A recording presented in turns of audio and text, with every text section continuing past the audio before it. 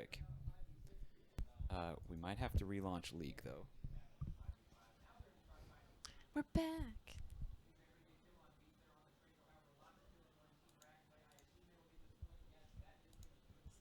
Okay, there we go. We have no music though.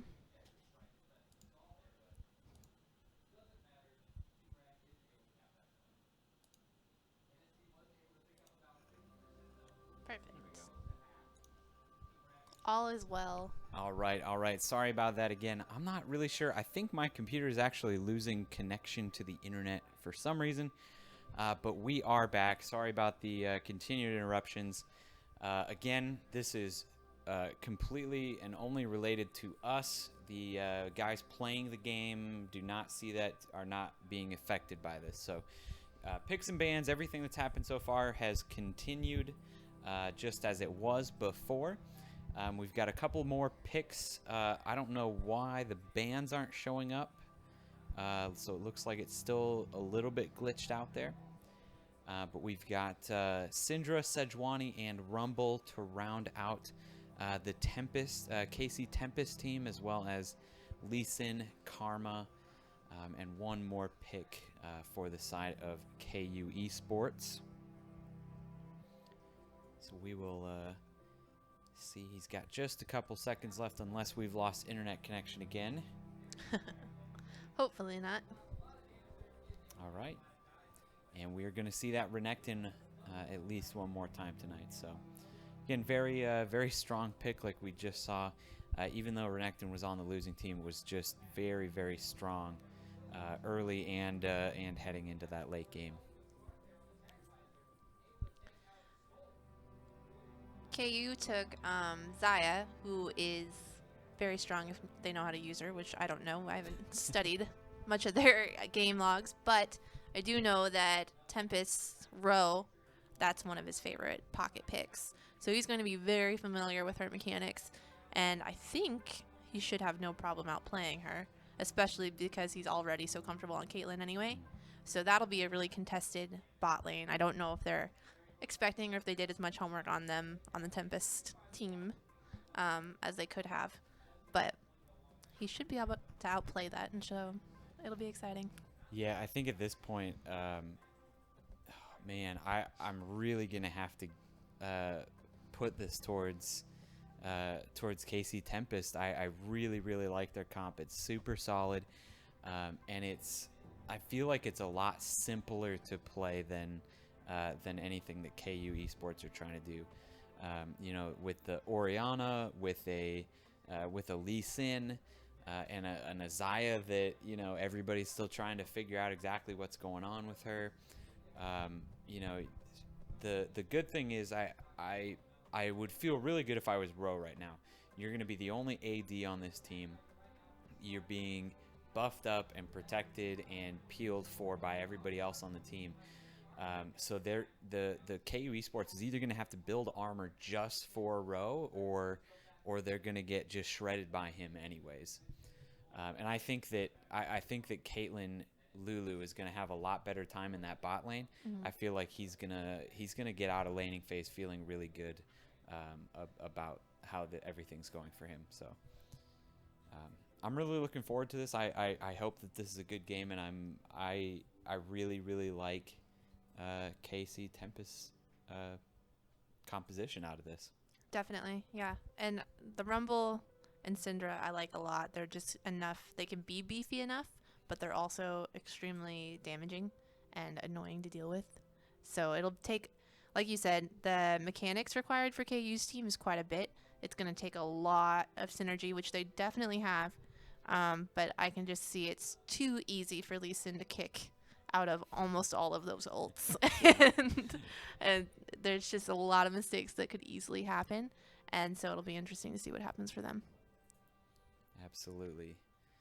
All right, so we've got one more minute until we get into this game. Unfortunately, with the spectators' delay, but it should definitely be a good game. So, if you are at the LAN party here at KCGameOn, I know that Spirit Bear just ran downstairs to try to get some pictures. Make sure you try to find him, get some pictures with him. Also, make sure you check all of the vendors down there, down in that lobby there. Lots of really, really cool stuff set up down there. There's one of those giant Asus Republic of Gamers extra wide curved monitors. Looks absolutely gorgeous down there. And of course, ASIO's down there with all of their just beautiful keyboards. If you want a keyboard that's going to stick out when you come to a LAN party or anything like this, take a look at those keyboards. They look really, really good. Also on their website, they have a ton more that they don't even have here. Mm-hmm. They all look really nice. All right, and of course, it always takes another 15-20 seconds after our spectator delay here, but we are getting into game. The winner of this is one giant step closer to getting their free keyboard. Absolutely, yes. They get to wait out the losers bracket, which we do have quite a few more games on. So, Yeah. for better or worse, they're going to have some downtime here for the next couple hours. Plenty of time for them to go to that ASIO booth and drool over those keyboards that they're wanting. I had to walk away. I was going to go home with that white keyboard. Yeah, that is definitely an eye-catching keyboard. Looks really, really nice. We will force Tempest to be in order. Don't worry. Getting there. Getting there. They like to play mind games. All right. I think we're good. KU's not in order? Yes, they are. Now they are. They unfortunately we can't change along the sides of the screen. That is pick order. So if they don't change their pick order in lobby there, there's not much we can do about that. But the ones in the middle of the screen. Oh, whoops! They are still out of order. What just happened? Everybody's out of order again. Yeah, Did they it kind of just reset. reset? Yeah, I'm not really sure why. That's weird. All right, now we're good. Everybody's in order. If it resets again, Oh well. that's going to be weird. That's all I have to say about that. All right, so let's see how this Xayah Karma lane plays out against a Caitlyn Lulu. Caitlyn is just such an oppressive AD carry to play against. I just... It's crazy to me that nobody has banned a Caitlyn. Yeah, that is really odd. We haven't seen a single one yet, I don't think. And she's pretty much dominated lane every game that we've watched, but... So there's no invade going on here. Bot lane on KU's side might be going for a little bush surprise. Not sure if she's going to stay there. She's just hanging out for a second. Mastery emotes being spammed before the game even starts. Sounds about standard for KC Tempest. Yeah, looks like it's going to be a pretty peaceful start to the game. Well, that was super nice. Oriana actually giving a little extra shield to Lee Sin for his red buff. Looks like he needed it. Yeah. Getting a little poke in on that bottom lane. That's where I'm going to be really interested in. Unless this top lane gets very, very aggressive, they are trading back and forth. Oh. Rumble trying his best to poke without stay facing the right way to hit him with the flame spitters without taking too much damage in return. Seems to be a little scared. I don't know if it's going to work really well, if you're going to be so nervous, because you're going to turn around all the time and have flames going nowhere. But we'll see. Ro already, though, is getting a little beat up. Mostly from that Karma, then I suppose we didn't account for that one. Yeah, missed a couple of those CS, but he is He is a late scaling game champion, so as long as he makes it out of laning phase in an okay shape, he's probably not too worried about it.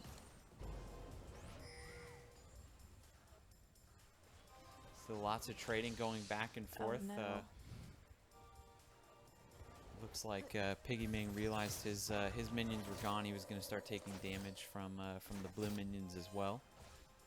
Didn't want any of that, and they're all both going to run out. Looks like everybody up in the top lane there is out of potions, so they have to be a little bit more careful about trading and getting those fights. But Renekton is going in. He does have enough of his rage bar there to be able to get a stun up. But FFJ there right in time for the counter gank, but not before Renekton gets first blood onto the Rumble.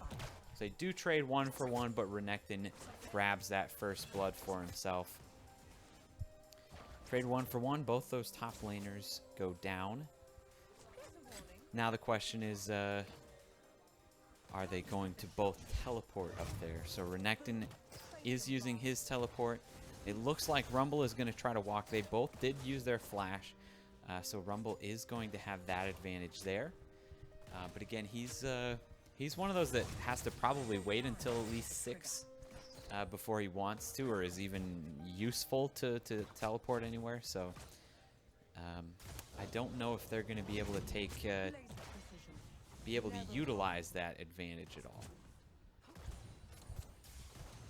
Sejuani making her way to the bot lane at this point, but they have that warded out, so they are going to spot that ahead of time, and that boar riding lady, I guess.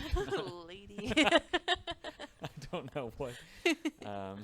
Yeah, I mean, I think that's what she is. I think she's a lady. Yes. I don't know. She's going to head back into her jungle as Lee Sin is sitting around the top lane, looking for the ability to, waiting for the right time to dive, but he is going to make his way out of that jungle as well. Rose got to be careful down in the bot lane. He's out of health pots and does take a lot of Qs to the face. Also interesting, Ro did go Doran's Blade to start this game out, when he was the one that was telling us his secret strategy of going Doran's Shield. He was the one that was talking to us about that, and how he didn't think too many other players were going to go that Doran's Shield yet, as I feel like it's one of those meta type of picks that is really taking some time. Like, nobody wants to believe that it's the right pick. Right.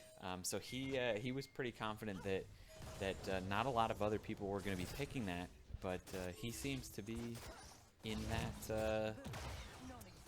that group of people that are not picking the Doran's Shield. Looks like Xayah, though, for KU did do that. Absolutely, and at this point, it definitely looks like it's paying off for him. He's a lot higher health at this point, and he is going to immediately back when he's got enough for that BF sword. And I don't know if Tempest realize it or not yet. Okay, they have to if Lulu's going and warding. Lee Sin also standing on a ward. Rumble's just going to try to go back, and he's probably going to use his teleport now as well. So, oh, actually, he's just going to walk back up. All right. Okay. Works for me. Clear a wave real quick and then back.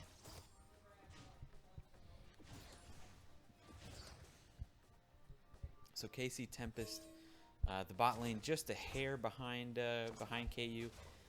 He cleared a couple of extra waves, probably got enough for his BF sword. He's going to run back and grab that as well.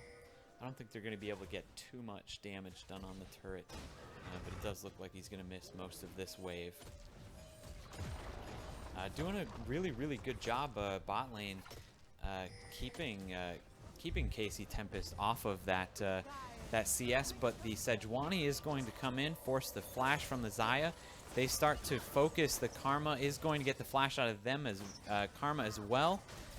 Heal coming out to make sure that Sejuani stays alive. Wow, aggressive flash coming in from Ro, flashing that mastery as he knows that he didn't quite have enough damage to get the kill. Lee Sin coming in to very quickly secure that kill onto the Syndra as well. Very close, close in the bottom here. Everybody going very low. Definitely a good gank from Sejuani. Unfortunately, all they could do was blow the flashes. Xayah going very low, but unfortunately, Ro being slowed up so much, he just couldn't do much. Everybody from KU Esports coming down to this bottom lane, though. Teleport coming out from the Rumble. And, oh, but it is going to be stopped up by Renekton. No. He is stunned. That gives the teleport advantage to KU Esports. They have that now. They did get the kill on the Caitlyn in the bottom lane. And are looks like they're going to just try to push this tower down and grab first turret as well. There's that, and my guess is they're going to try to make their way up to Dragon before, unless Syndra is able to get the kill. They're being, I feel, really greedy at this point. They should probably just get out. They're all less than half health, and it does look like they are going to go back. Somebody on KU is pinging that Dragon, though. Looks like they're going to try.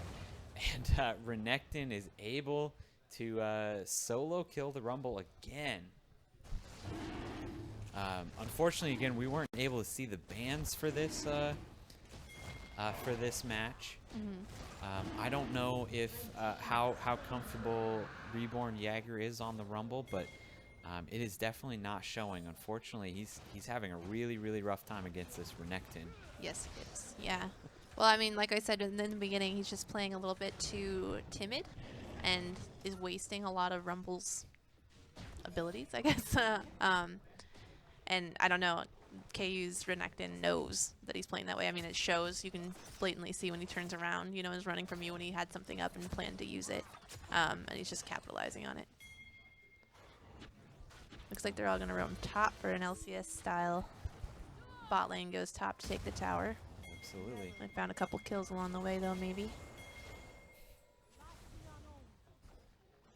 Yeah, it looks like everybody's going around top, except it looks like KC Tempest is going to try to get that bottom turret in return.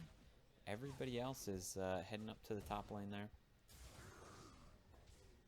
So now we've got bot lanes versus top lanes. Can the top lanes defend?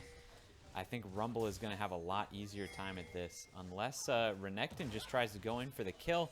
But unfortunately, when you're polymorphed, you don't do a lot of damage, so he is going to try to get out of there as fast as a little squirrel can scurry. Sejuani's sitting around that top lane, trying to figure out when he can ult in. Looks like he might just be gonna walk in. Well, he's gonna scare him off, I suppose. All right, he did actually throw the ult out, and they are able to grab that kill onto Karma, but we did miss the fight between mid lanes where Lee Sin was there as well. They grabbed the kill onto Syndra, and it looks like Lee Sin wants more. He's going to also grab the kill onto Sejuani. Yeah, Sejuani initiated there for no reason. I mean, they knew that 3 were down in river.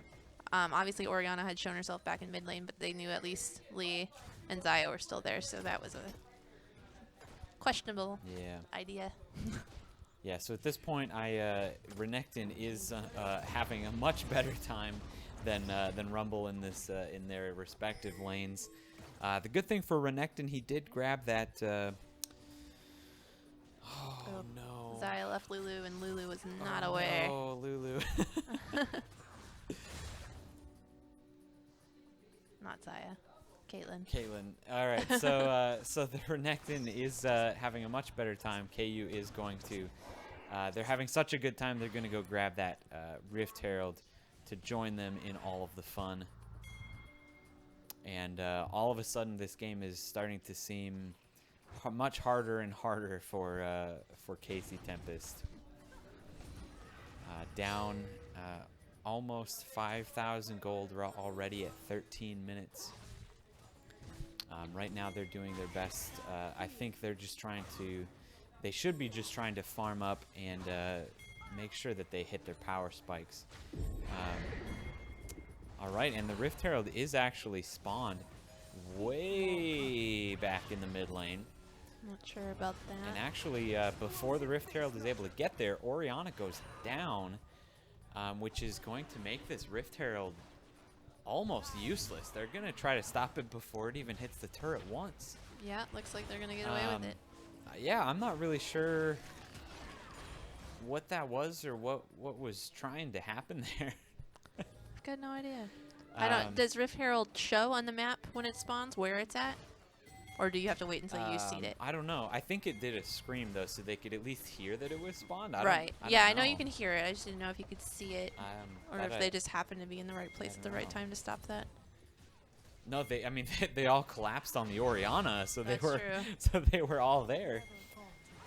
So definitely a very small win for KC Tempest here in this matchup that hasn't been going their way so far.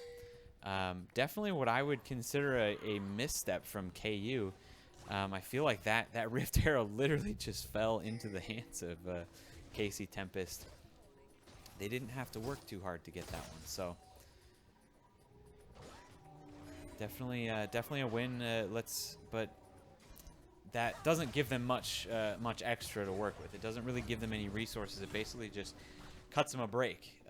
KC or the KU Esports at this point basically just wasted a little bit of time.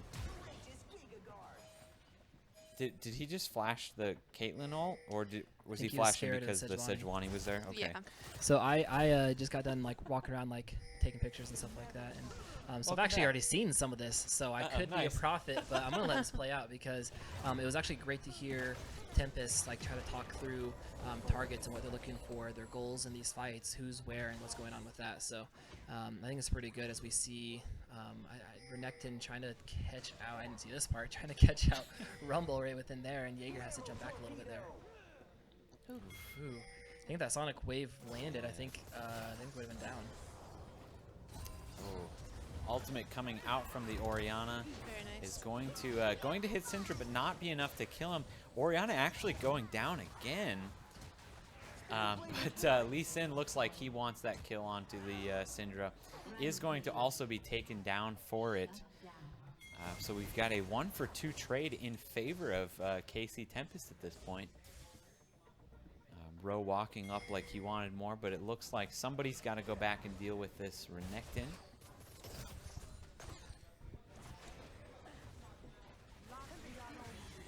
Ooh, that damage. Yeah. And KU Esports look like they really want to get this tower. Sejuani going to come in and try to deal some damage and get some going on, but oh, the feathers come back. It's so hard to see those feathers. Are able to take out the Lulu. Renekton just not caring about anything is going to dive under the turret. Looks like they're going to take a few more turret shots than they were probably anticipating, but they are going to get this middle turret for their troubles. And that's going to be a couple of more kills coming back in favor of KU Esports.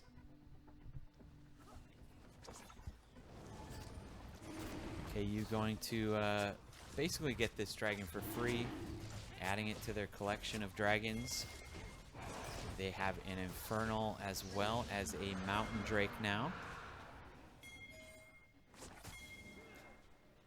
I think it's just classic KU. You know, they just be able to know how to be able to control and be really patient when they need to be patient, and then just go incredibly aggressive and, you know, just try to shove down as many objectives as they can when they need to be able to do that. So, Toady Toad just running away, I guess. That was a little weird. Yes. That was a little weird aggro.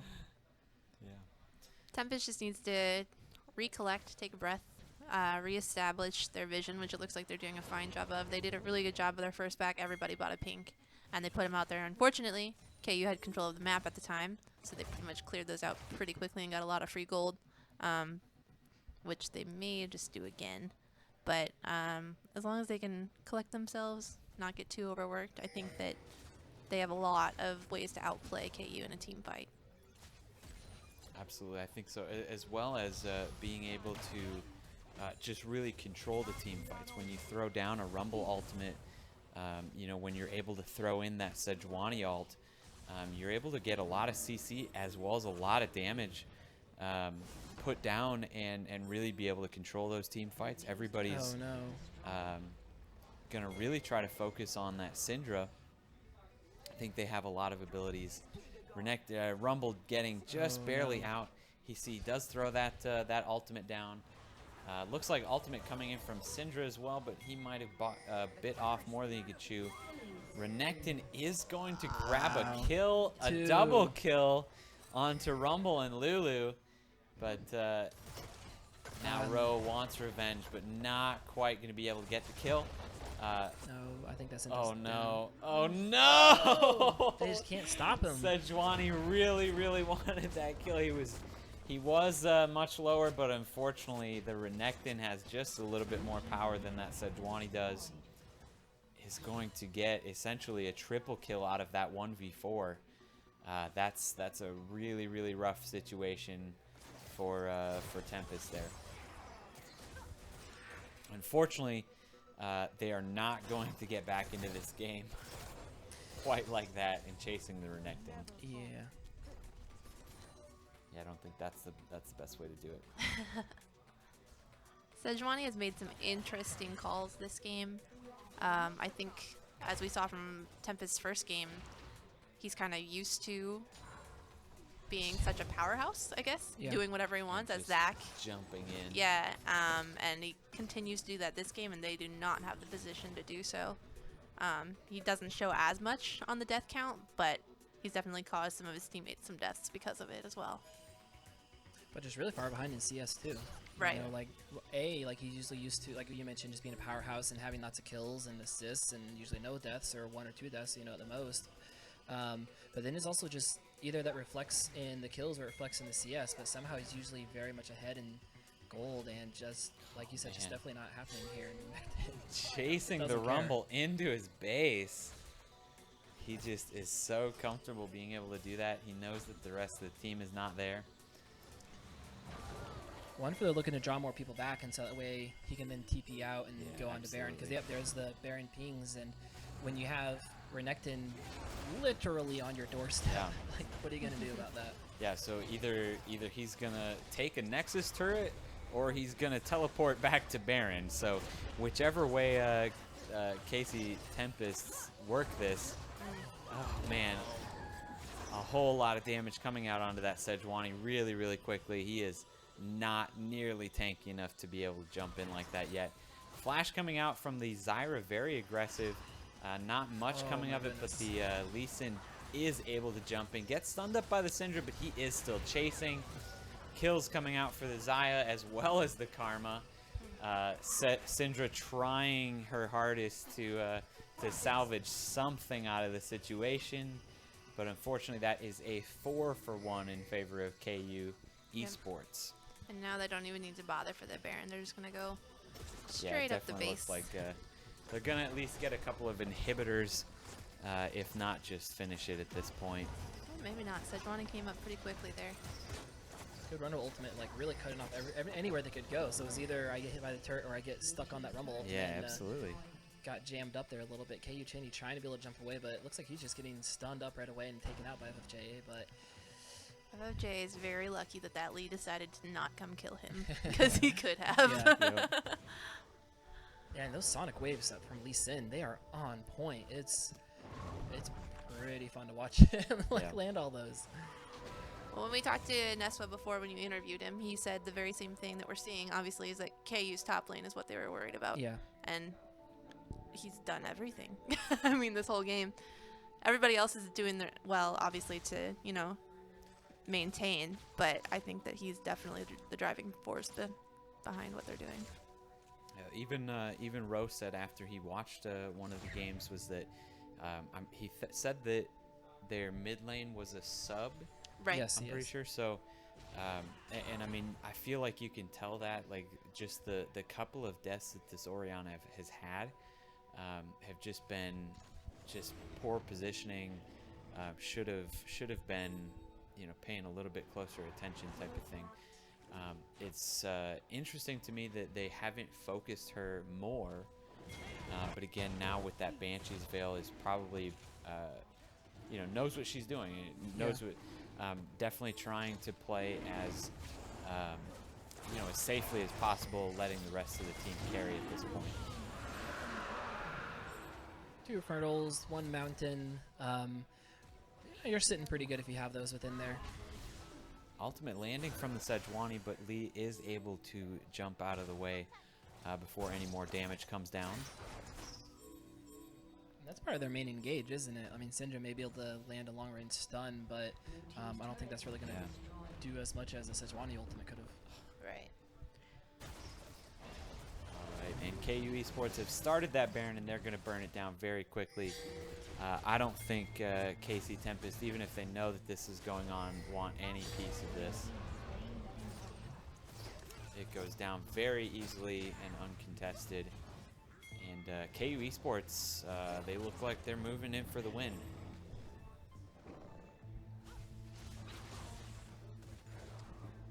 And this is, again, KU is just so good at being patient and just slowly taking over just so much of the map. And this is like a good noteworthy time for other teams if you're watching this. Like, they not only were they just moving to an objective, but on their way they were taking out any amount of gold that Tempest could take that's on the map. And I mean, that's just really good to be able to be able to just kind of see how they operate and go through all that. And I mean, at this point you really can't stop them, but they just don't have any vision, they can't really keep track of them, and then that Renekton is just kind of doing whatever he feels like. Lulu ultimate and flash being used on the Caitlyn. But they do grab that Orianna, although they are losing some stuff everywhere else. KU just destroying the Syndra.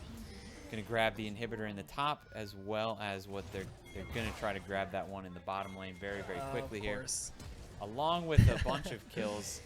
I feel like at this point they're just they're playing greedy. They feel like they have a pretty solid lead at this point. Well, that was just poor communication on Tempest's part. They saw the Lee and Renekton going for that top inhibitor. They knew that they couldn't challenge that, so they should have all gone down to kill Xayah, and they could have, but they didn't. They split. They stuck the Lulu, and I think Sejuani was up there on a Renekton that needs at least 2 carries to beat him, and then just sent Rowe kind of down by himself to go for that Xayah. Yeah, that was a whole lot of chasing when I feel like they knew that they weren't going to win that. They should have known that they weren't going to win that. All right, so that is 3 inhibitors down in favor of KU Gaming. They look like they're just gonna stand around here in the base until they have enough minions to win the game. They have some pretty darn good control over their opponent's base right now. The good thing for KC Tempest is I think that Baron should be wearing off very quickly if it hasn't already. It's only uphill from there. Yeah, absolutely. Only 3 inhibs down, boys. So that is going to allow KU Esports to go back, buy all their items, and regroup. This is going to be a tough one. 3 inhibitors down is hard to come back from. Right. Yeah, I think it's funny because Rowe kind of said that when he was in here doing his interview that the Kings failed in Champ Select, and I would say that I don't know, looking at it on paper, Tempest should have won this, but as we talked about, I don't think that Jaeger is as comfortable on Rumble. Sejuani getting caught out. It's only going to make it easier for KU Esports to get in here and Renekton just Goodness. doing the 1v3 thing. Oh no! And oh man, yeah, he's pretty strong at this point. He's pretty strong. He's pretty strong. So they are going to go for the flashy end and try to get as many kills as they can. But that is KU Esports taking the win off of the winners bracket finals, pushing KC Tempest to the losers bracket. KU Esports moving on to the grand finals. Should we try to jump in and watch the Kings and whoever they're playing? Because when I was out and about, they were in Champ Select, so they shouldn't be too far into their game. Oh wait, they're out already? They are not in a game right now. They're not. Well, all right. Well, Maybe that alright. maybe that game got over really quick then. I don't know. You cannot surrender at 15 in a tournament. Just so you know. But let's go. Go. Which you should know better. Come on, man. All right. Well, it hasn't been updated on the bracket yet, but they definitely are not in a game. KC Kings are not in a game right now. Who should they be playing? The Free Agents United. Was that their first one in the losers bracket? Because I know that they won the first one already. Yep. They already won that one. Free Agents won, yes, and now the next one in the bracket is Free Agents versus KC Kings. No, they won that one already. So they're playing. Oh, they next won level that then? one already. Yeah. Because when I was out and about, they were, like talking about like banning, different bands and stuff like that, more so than just. Like, When they I were went to playing- find Egg Roll, they had already played one in the losers bracket and won. You found Egg Roll. No, I tried to find Egg Roll. Okay. I asked everybody where Egg Roll was, and nobody knew. So they played. Yeah. So maybe they did beat. They already played United. I'm but they're out pretty again. sure. Pull up a. Oh, we need to turn the light on if we want. No, to we're just gonna talk in the dark. Why are we turning the light on? Okay. It's Twitch After Dark. It's literally after dark Oh now. my goodness. I'd say pull up what Captain Jack said. Now that you guys can't see it. All right. Yeah. What? Okay, well, either way, it should be. So it should be either KC I Kings, didn't realize we actually were doing this in the dark. Yep. KC Kings, It's or Free Agents United versus Next Level is the looks like the I mean, I next can find game out. that we're going to be able to watch. Just call them. I was going to say nobody is creating a game or Calling people. in a game as of right The now. hookups. Message him. See what's up. And We only see me being all creepy with like the silhouette and I like shadow it. here. I like it. My shadow puppet skills.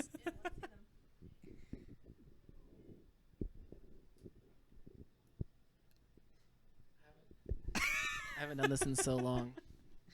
All right. Well, with this, I think we're gonna send it to a quick break while we figure out what the next game in our tournament is going to be. We are officially done with the winners bracket.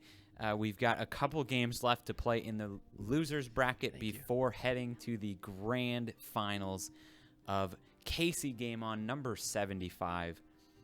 We'll be back in just a bit.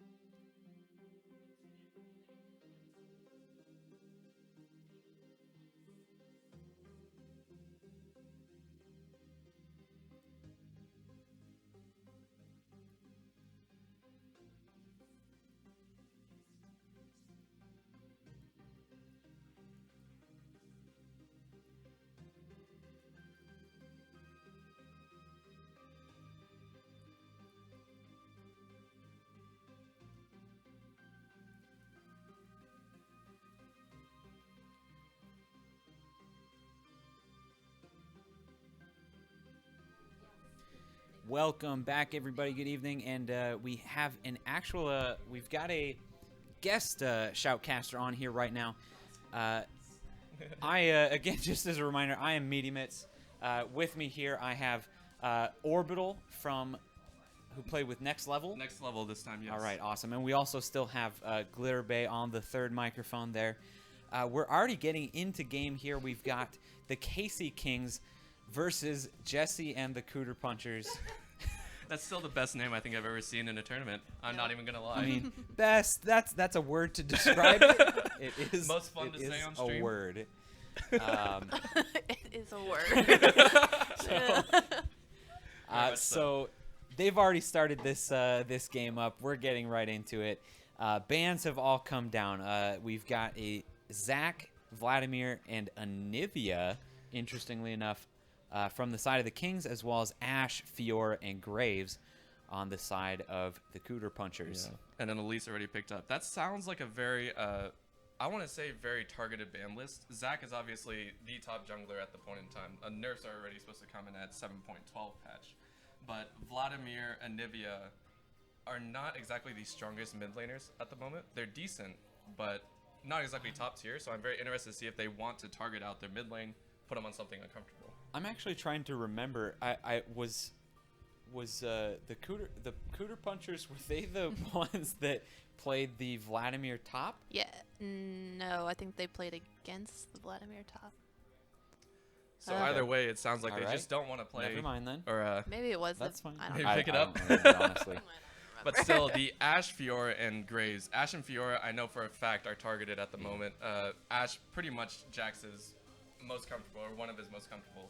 And the Fiora, Fire Thefts, he's been playing that, I think, about 3 out of the 4 or 5 games that he's played so far. Yeah, he definitely played it in at least the match that we spectated here. I guess I'm not sure the rest of the matches. But yeah, definitely one he's been playing and picking a lot of outside of the tournament as well. So he's been pretty comfortable on that Fiora. So yeah, with Fiora still having one of the top win rates as a top laner too. So it's a very understandable ban, targeted and general banning. But a Mumu being picked up. Yeah. They're gonna make Jax play Varus. They did it last time actually, right. and just their last match against I believe it was in the losers bracket. Actually, right before they. Not against, they played just right before us. All right. They actually picked up Varus, and he actually did very well. I believe he went about 9-0 and 3, ran over the bot lane. But it's a very good CC comp, very pick them off, make sure he has that, combo spell reel to dish out any burst damage that he might need. And Syndra picked up my favorite mid laner of all time, Syndra. Who doesn't like her? And as well, the Darius picked up top lane for the Punchers. They are going to lock that top lane pick in, and interestingly enough, they're going to continue to pinch that support role instead of the top lane. So the interesting thing about that is I understand, because if you actually look up Fire Theft, which almost anyone in a tournament will do, his top 2 played are actually Fiora and Kennen. Kennen actually having a negative win rate, under 50%. So banning out the Fiora is just a targeted move. Don't worry about the Kennen because they don't think so, and instead ban out Xenocide, make the bot lane even weaker than what most people might expect. Sure. If they were going to ban out Xeno, though, they would have gone, well, they did do the Zyra the there, Zyra. but the so Zyra... We're a couple seconds ahead of you, I think. It should have, but it should have been the Zyra Lulu. Xeno's got a good Nami, but it's not his strong suit. So that was a mispick. And Lulu is still very strong in the meta right now with the polymorph, with the wild growth. It's very, very potent. I mean, at this point, why wouldn't they just pick up the Lulu Renekton? Because I also know that Fire Theft is super comfortable with that Renekton. He loves getting in there, diving in there. Something as strong as that Renekton has been this tournament already. Something that he should be super, super comfortable on. And again, then you pick up the Lulu. It's going to work perfectly with that protect the Varus, shield the Renekton when he jumps in. And actually, he went with the Kennen, so it's an interesting pickup. Now, it's understandable, and there's a Lulu. So I do want to point out, this is an awkward team comp that I'm seeing from the Punchers, solely because you have a front end engage with a Mumu and Fizz, which is awkward in itself. And the Draven. And lock it in. Come on, lock it in. He wants it, but it's all right. There is that Draven. But I have to say it's weird because you have you have basically a full-on engage from the Amumu and Fizz. Both of them just want to jump to the back line. But then you have Darius, which is very difficult to follow up with. So you have a very awkward, non-synergized comp, whereas on the side of KC Kings, they actually have a very standard pick comp. With the Kennen Zone, Lulu Wild Growth, keep the enemy at bay, let Syndra, let Varus do the work. And so it's very, unless I feel, punchers get ahead early game, which honestly the comp is built for the late game with an Amumu, Darius, Fizz, and a Draven as well. I don't see this actually synergizing very well and making it out. Yeah, I definitely at this point really like the Kings comp. I still feel like a Renekton would have been a better top lane. Yeah. I don't know. Gosh. Well, he's bringing that 43% win rate with Kennen coming into Well, this tournament, so we'll see how it according goes. to insider info from Zeno in the chat, they went all purple on purpose. Oh, they went all purple. They are not afraid of the Cooter Punchers and just picked on color. This is like the double lift issue all over again with the smack talk. This could go very, very wrong in about 5 seconds. It could. Unfortunately, we just watched the Cooter Punchers, so I have confidence in the Kings. But it's still, if it bites them in the butt, I'm going to never ever forget that for the rest of my life. So the crazy thing is I've always known this is whenever teams are backed into a corner, they pulled out some crazy stuff before. I've seen stuff hit the fan when it's not supposed to, and the tides of League of Legends has actually kind of swung where even if you're behind, you still have a chance to come ahead. It's a very simple process, You play passive, wait for the mistakes in the enemy, get the gold back, get the objectives, and if again, Puncher's comp is not god awful. It's not like they don't have any win condition, but it's forcing them to team fight. If they can pull off a team fight, they can win the game. Yeah. But unless Kings allow that, which again, if they get really overextended, really I want to say proud, they could easily get knocked down with a good wombo combo efficiency. Absolutely. I mean, when you throw in something like an Amumu who can just bandage in, lock everybody up, throw in that extra damage from the Draven, the Fizz. I mean, the Kings have a pretty darn squishy comp. Like, I mean, I don't know if Kennen is considered semi-tanky or not. Like, he's like on the edge of like being squishy, depending on how he builds. Elise is kind of the same way. Like, they don't have anybody that's super tanky on that side. It's actually very rare now that you point that out because Kennen now usually is going to 80 form with the Blade of the Rune King attack, Berserker's Greaves, and he doesn't even have AP on his side. So not only is his ultimate only used as a specific stun zoner, it doesn't actually do as much damage as you'd expect.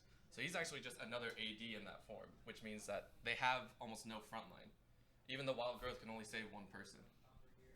Yeah, I don't know. This is a dangerous draft, I think, coming out from the Kings. But at the same time, very dangerous from the Punchers too. I think the Kings are going to have some fun, and then the Punchers are just gonna say, "We're gonna punch you down for everything." Yeah, they're gonna try. We casted the Clown Fiesta of their last game. I don't know what's going to happen.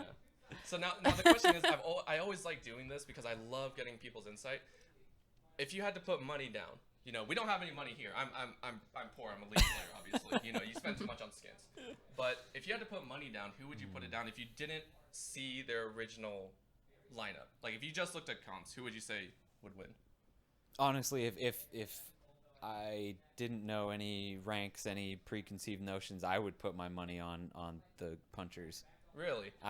So you like the wombo combo style? I think their composition has the potential to work. I think they have a lot of damage, and I think they have a lot of tanky as well, which is one of those things that is super powerful right now, I think. That's true, yeah.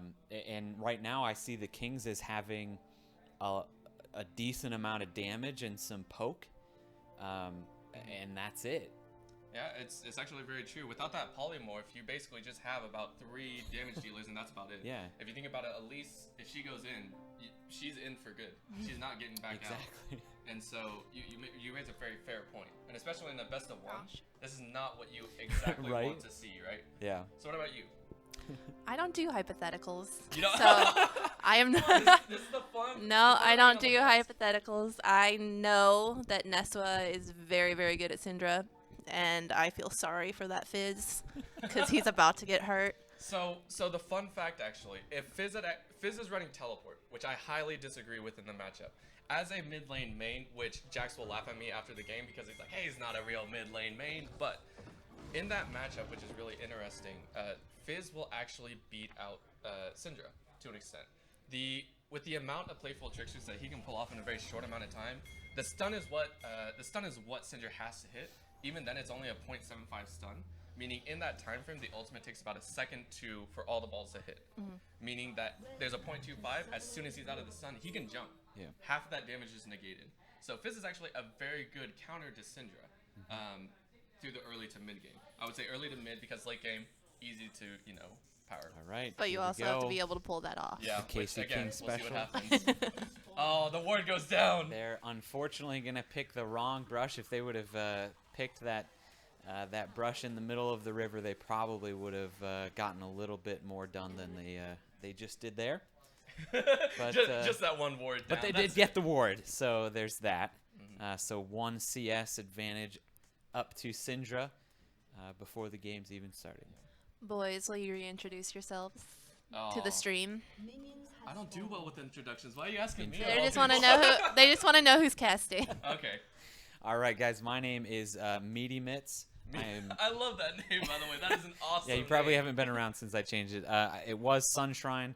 I am now known forevermore as Meaty Mitts. I have officially changed my name on everything, and it is too expensive to change it back. So I'm actually impressed that you're going through with that. That is a great username.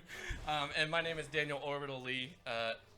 Originally, I think TSM Orbital, until I had a few issues with that tag. So, but yeah, overall very quiet, which I'm surprised about.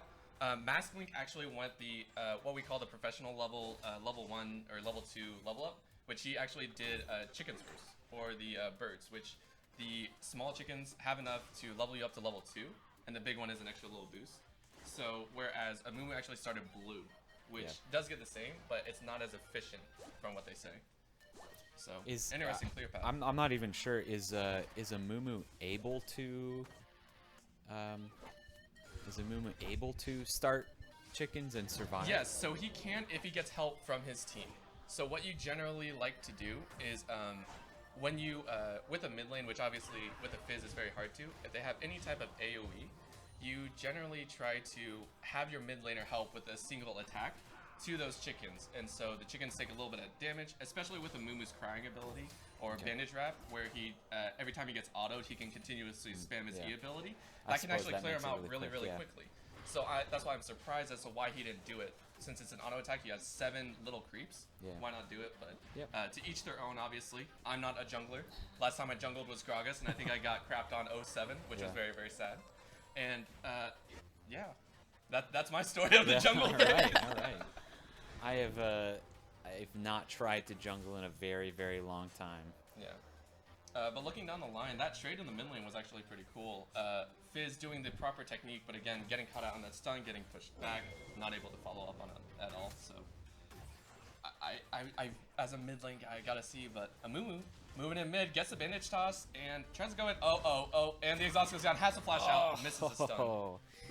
Yeah, misses the stun, but does force the flash. Very aggressive play coming out from. Mask Link coming up for it.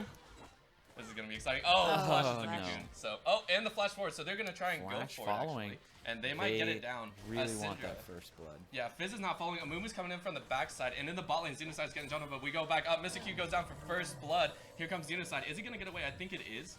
They burned everything, so they can't really follow up in the bot lane, but that's unfortunate. So I don't know if you saw, but Amumu actually, when Darius was running through, Amumu actually just kept running up to red, and then he finally got pinged out, and Amumu was like, wait, I gotta go to help. He was dead by then.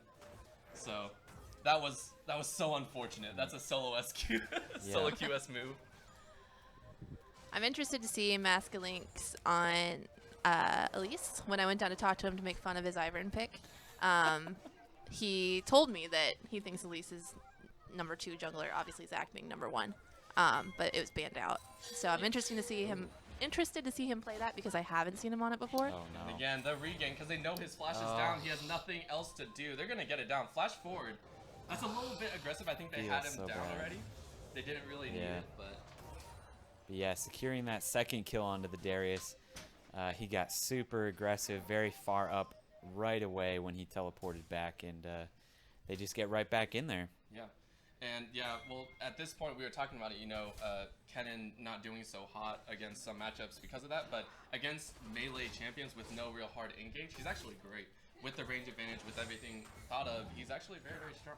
Yeah. It's just the later portions of the game, if the enemy team can hold off, but obviously not down 0-2. Unfortunate. That's all I can say at that point.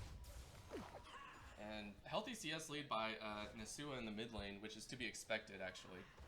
But, man, I feel it's painful. Seeing that CS differential in the mid lane is just painful. absolutely. 25 CS and counting. About the That's same in top lane as well. So Yeah.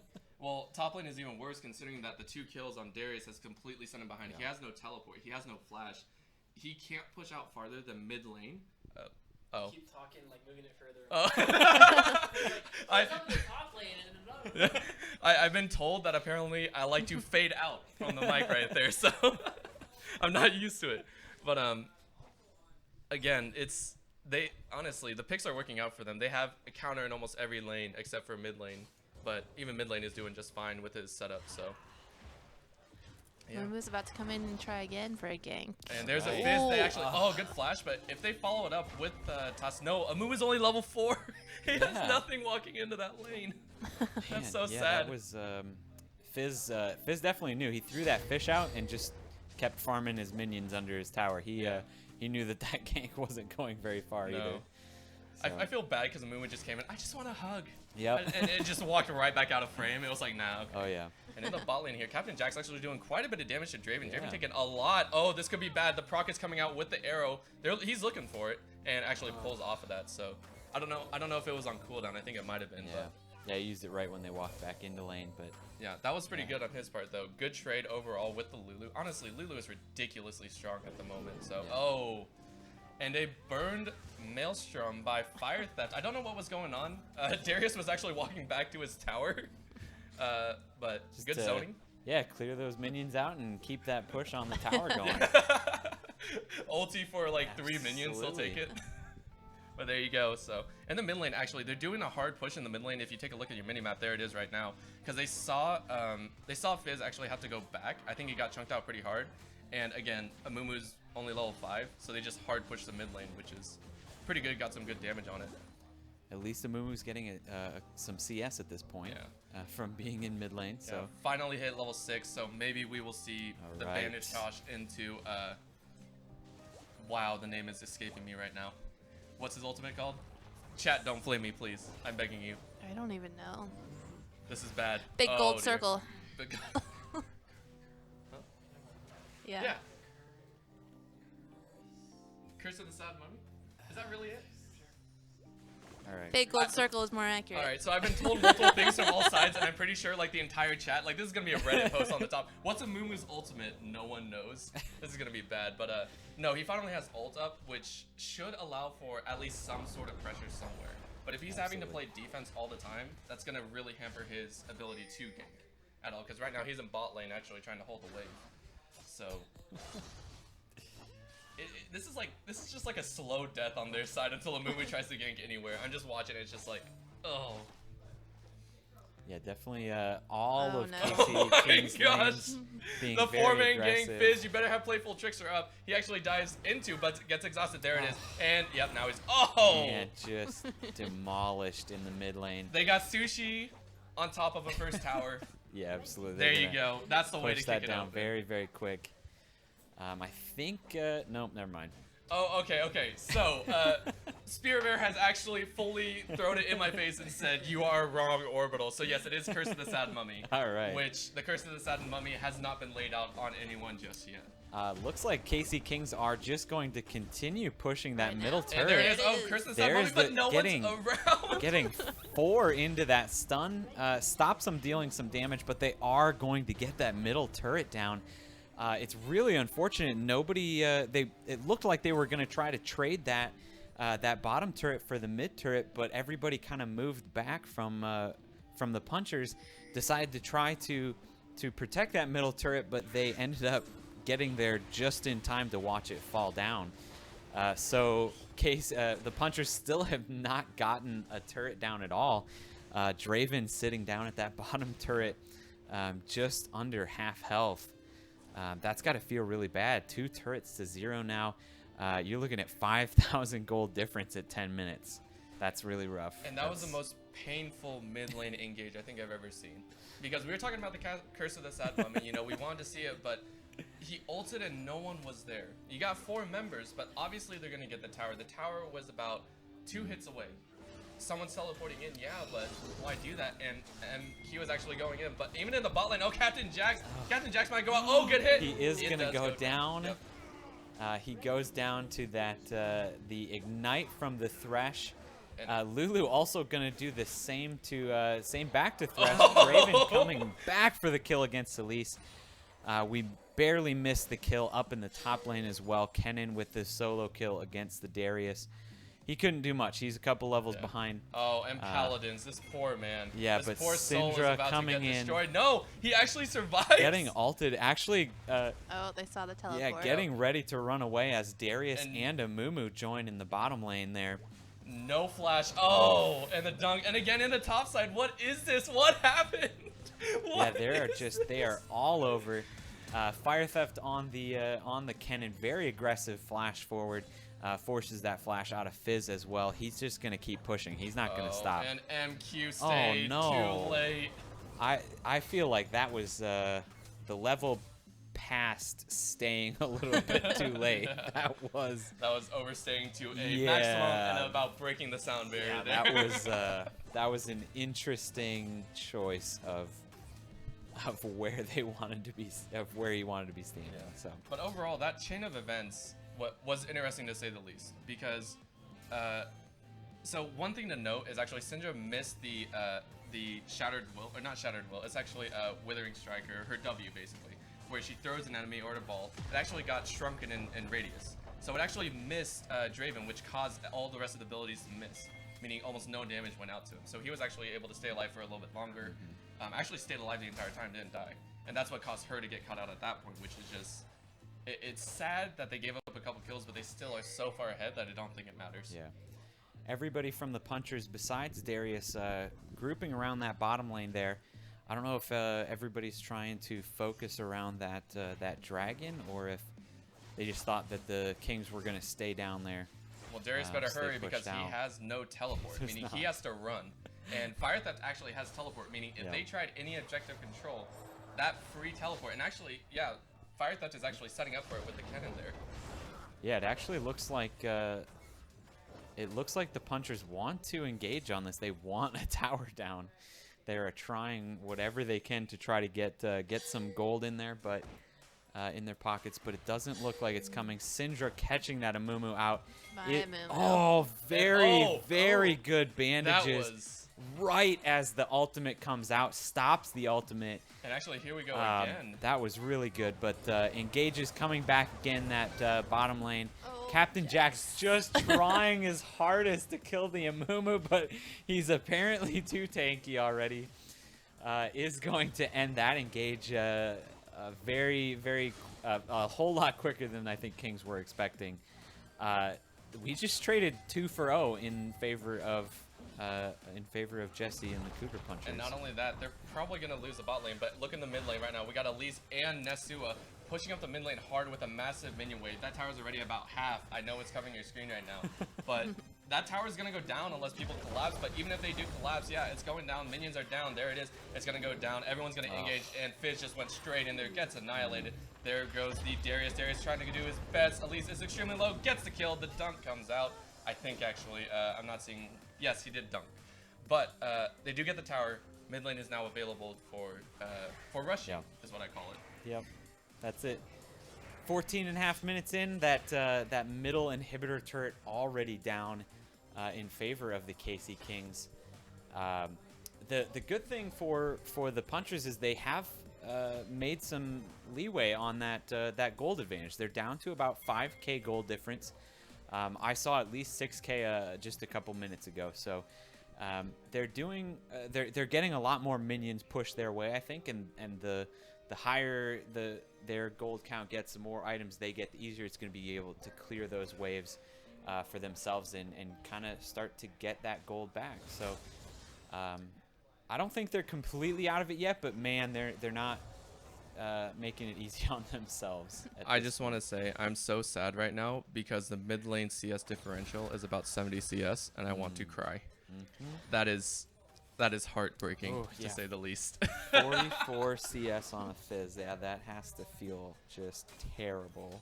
Which, at the same time, it's to be expected. Fizz does lose that matchup in terms of CS differential, but if he gets one gank, any sort of help once, he can actually wreck that Syndra lane very, very easily. So it's surprising to see him down this far, but again, Masklink has that amazing jungle pressure throughout this entire game, ganked almost every lane, moved around efficiently, and also all the lanes actually won on their own to an extent. So very strong showing from them. KC Kings definitely started that Rift Herald, but they decided to move off of it as the rest of the punchers were there. They're just going to settle for having Fire Theft push that bottom lane, push it in, and try to get that second tier turret. Draven going down there to meet him, but he's going to grab that turret well before anybody else gets there.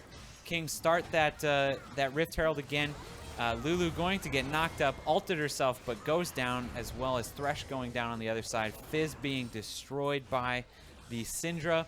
That Syndra flank. Unfortunately for the punchers, that engage did not go quite as well as they were hoping. Oh my gosh, but the juke! Good. Go, Lomo. Amumu's making it out, boys. Amumu's gonna run. No, those minions. Oh, that's a good dodge. He's running. He's got the speed. He is running. He is burning his boots right now. Oh, is he gonna get it? No, he went the wrong way. Why did he go that way? Why didn't he go into the dragon pit? So I'm pretty sure he misclicked. Kennen was right on the other side. Okay, he was. Okay, I see why. I thought he misclicked and I don't know if he saw that or not, but I think he did misclick. They had no wards over there, but he would have died either way. He absolutely would have died, but so that flank by Syndra was honestly beautiful, though. Coming around the side, already they were getting collapsed on. They knew Lulu was going to go down. But flanking in, catching the two carries off on the backside, absolutely fantastic. Amumu ulted. Great ult from him, by the way. Curse at the side, Mummy hit 4, or 3, I believe. But since Syndra had already taken out the DPS, no way for them to contest it. Yeah. So, funny story, KC Kings were prioritizing that Rift Herald for a very long time there. Ended up getting quite a few kills. The Rift Herald actually goes over to the dragon and to Draven. The dragon walked away up from pit and really was like, "I'll awkward take that." situation. Nobody else saw it. It's a really good thing, but Draven now has that Rift Herald buff that he can use whenever he feels that it is necessary. Honestly, I feel like this is going to be one of those games where it might not actually get used. Yeah. We saw it in the last game where it was used in the middle lane way back in the base, and it before it even hit the river, it was dead. It didn't have a chance to do anything. So, and that's something that I really like to sometimes talk about, is because the focus on objectives versus focus on kills and pressure. And a lot of teams now, it's a hard balance between the two. When you're playing the game, you're worried about, are we focusing too much on objectives or too much on kills? Which back in Season 3 and 4, when League was still trying to kick up, balance changes were still going in, getting kills was the objective. You get as many kills as you can, you force your way through their base, but now, if you don't balance it out, because this looks like, Punchers basically forfeited the entire early game, which is where you get your pressure, where you get your objective control, and they thought that they could contest at different towers and all, and they completely negated that. And so again, I'm not sure how long they've been playing for together, but it seems like they forfeited everything in hopes to get that objective pressure, hoping the game went a lot slower than it did, and the gamble did not pay off. Yeah, definitely not yet. Not yet. All right. See, this is why I like it, because it injects a little bit. When we ask who's gonna win, I like this because you still have faith in them. Yeah, absolutely. I definitely don't think the game is over. I feel like if they can, they could easily get a really good, a Mumu ult into a Fizz Fish on a couple of them. Mix that with the damage from a Draven, and you've got a crazy team fight where everybody on on the KC Kings just explodes. Again, we just talked about this, that they don't have a tank. The only bad thing about this is that Kennen has literally never been with the team. He's been split pushing the entire game. So even if they do get a massive 4 kills for none on the KC Kings, chances are Kennen is still taking down an inhibitor in a different lane. And here comes the 1v1. Actually, Mr. Q is about to go down. Yeah, Firethat's chasing him down. He's going, the flash! But Mr. Q juked him! The juke! And now Kennen's stuck in the base! Kennen's so stuck! He has no summoner, so he has no way out. Yeah, he's going to take a lot of damage. Is he going to get pulled in? Oh! He does sneak out, so Mr. Q showing some respect, honestly. That was pretty good. Showing great respect. That was good. But that was the funniest thing I think I've ever seen. Mr. Q said, no, I'm going to stick by tower real quick. Yep. and give me a second here, but... great job by Firethat to get back out of that situation. A little bit too ham, but luckily none of punchers were there to actually aggress against it. And did that Red Trail just die? Yep. I don't think it made it to the tower. So maybe got one hit. Yeah, if it did, it. Well, no, it didn't even get one hit because. Yeah. I mean, I could see one hit. It's still above half. So, again, I mean. And this is kind of what happened last game. Like we saw the Rift Herald get taken. It was awesome for that team, but unfortunately, they're just not far enough ahead to be able to do anything with it. The KC Kings just able to take that Rift Herald down before it's able to do anything meaningful. And it's a fair point again to KC Kings. They've done a fantastic job controlling these objectives, making sure that even if they die or even if they have any issues with moving around, their waves are always constantly pressing. They have constantly, if you look in the bot lane, Darius has to always be there. Firethat has almost always been pushing that bot lane, or top lane, depending on which side they wish to do. And he's always had great pressure, teleport advantage almost every single time. As you can see now, they do have 2 teleports up on, or a teleport up on either side.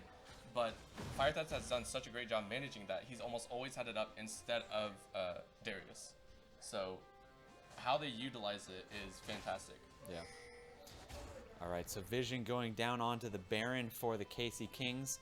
Fortunately, he did get the last hit on that ward, so... it was getting hit, I believe, by the control ward. Control ward was there, yes. So right now, the punchers are visionless in that Baron, so they're going to have to make some dangerous decisions here coming up shortly. They just... Mumu did just hit the scrying ward, or scrying plant, so they do know that there's only a pink ward in there. Okay, so they know where the wards are. They don't know about anything else, though. And Amumu's getting chased down. He does have flash. Oh, he got the bandage shots. He's nice. He's out. Your Amumu lives on to fight another day. Or is it cry another day? I'm not sure. Here we go. Firethat getting jumped on. Oh, this is actually good damage. He might be able to get it. Nope, the auto attacks are way too strong. I mean, level 13 to level 10 on the Fizz. Unfortunately, I feel like that's just... that's not even basic math. Like, that's just... Oh, my lord. Mika Moose, Mika dead. He goes down for another kill, and they get top tower. Nesua is just pushing. Is he going to get the stun? No. Shotgun does go wide, unfortunately, but they do get tower. They get plenty of pressure now. There's literally nothing for keeping them from just forcing into the base at this point. Yeah, this is really hard when they're fighting 3v1 or 3v5 to try to do anything meaningful other than just try to clear these waves as quick as they can. Yep. Amumu. Yeah, that's super dangerous. Holy cow. Yeah, there it is. So, yeah, that was very, very dangerous. That was sad. Like, Amumu went in, won the last CS and said, the enemy team just said, no, you're going to go back to base real quick. Very dangerous on that. But, yes, it looks like they're just doing their 4-1 split. And Firethat's got bot lane again, so this means 2 inhibitors are open, a 3rd on the way, and great stun to knock out 2 members. They're looking for a teleport coming in from Darius. That actually means the teleports are all down. Firethat has teleport advantage. Nesua almost taken down. Great ultimate coming out. Exhausted as well. No, Exhaust went on to Draven. Hook comes out as well. They're looking for it. Mika Moose wants to redeem himself. They're looking for it. They might get one. They get one. There it goes down. Oh, the hook comes in. That goes 2. He gets a double kill. Are they going to keep going? Nesua with the tiny fish, but he is going to pick up the kill. That is 3 for 0. They hold on for dear life. Wow. That was actually impressive. I have to say. I mean... Not quite how I was describing the great comeback to happen, but I mean that's it. Oh no. Oh no. So, okay, oh no. Okay, so oh this, no. this is the Dignitas Baron throw right Oh, here. This is gosh. Dignitas Baron throw right I mean, now. the good thing is 3 members are still dead. No, that doesn't matter because But Firetheft is coming in. Here yeah, they go. They're when looking when so you've got dead. the cannon coming in. This Baron was not the right Oh. idea, ladies and gentlemen. Oh, Firetheft does run, but they need to get out of there fast. They're looking for it. Yep, there it is. Hook comes out. Bleed is going down, but no, that might be another death. Firetheft could actually follow up, but he decides not to. Very wisely backs off. Doesn't want to run into a face full of 3 members. So very smart. Unfortunate Baron call. So we saw 3 dead. We forgot Firetheft was 3-0-1 before that engage. Farmed up 208, highest in the game. Oh no, Draven has the most, sorry. But still very, very strong, and they still decided to go for that Baron. So unfortunate timing, and that gives it over to KC Kings. Yep, that makes that very hard for the punchers. They had a really good engage and team fight up in the top lane there when they were able to outnumber the Kings, but unfortunately they weren't able to get that Baron down quite fast enough, and they take a couple of deaths and have to give that away at this point. And you have to look down at the levels right now. Looking at Draven, he's only level 14. He's the highest level up there. He wasn't even there to hit most of the time. At the same time, Amumu's not tanky enough right now. He's sitting only on a little bit of health. He might have been able to tank it up a little bit more, but he was so low from the first engage already. Yeah. What's weird is he also had Curse of the Sad Mummy. He never used that in that last engage. So he still had it up, but I guess they couldn't catch the cannon. So that's what they were worried about. And Fizz still just not having a good time. Can't get any farm. 69 CS at this point. He's still level 10. Same level as Thresh. That's not good. I was going to say, I'm not a mid laner, but I do play support every once in a while, and I have never been the same level as my mid player. There have been times, I don't know if you played solo queue enough, but there have been times where an 07 mid laner will still be level 5 while you're level 7, I think. Those are the sad days. Those are the days where you just shut down your computer and say, I'm done. Yep, it's time to be done for the day. But yeah, so Fizz unfortunately not having a good time this game. He has finished his Lich Bane though, so he has that going for him. Yep. The problem is I don't think he can get close to anyone to use it. So he is going to try on the to get close to the cannon, but unfortunately when you go again, I feel like the Fizz is just missing that basic numbers, and that 10 is a whole lot less than 16. And typically that's how that'll work. Not in all cases, but it's usually a really good indicator when the number next to the enemy is a lot higher than yours.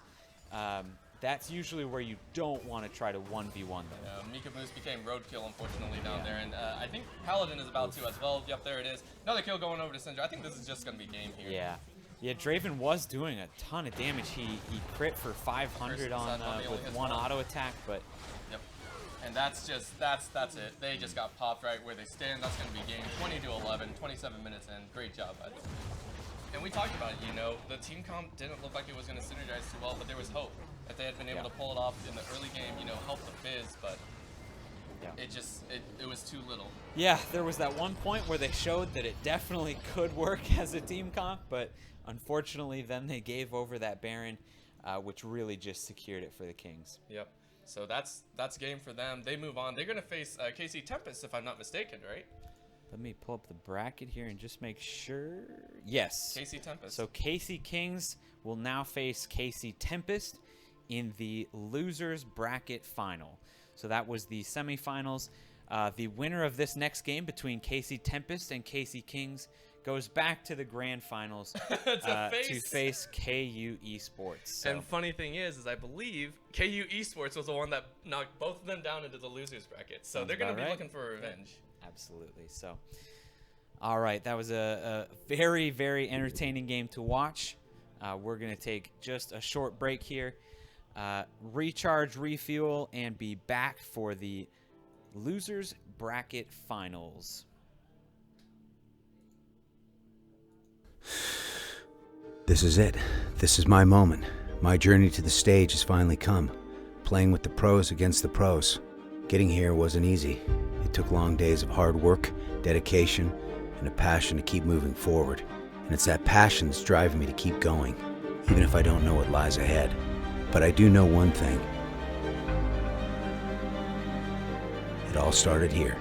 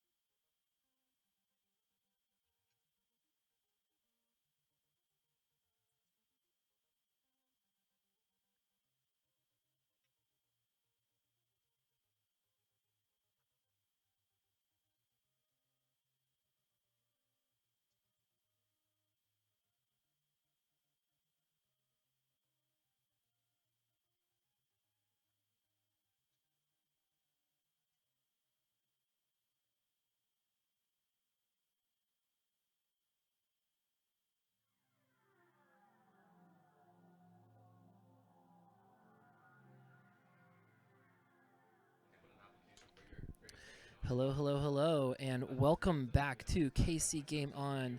Again, this is the 75th time that we are having this KC Game On, so welcome back to everybody, especially a huge shout out to all the League KC people tuning in for this game, because this is the KC Kings versus the KC Tempest, and I am just super excited for this. I actually got a shoutcast this last match that these teams had against each other, and with the League KC, with the league that we have going on outside of like KC Game On and things like that, and Tempest won 2-1, and it was some of the best games I've seen coming from Kansas City in this area.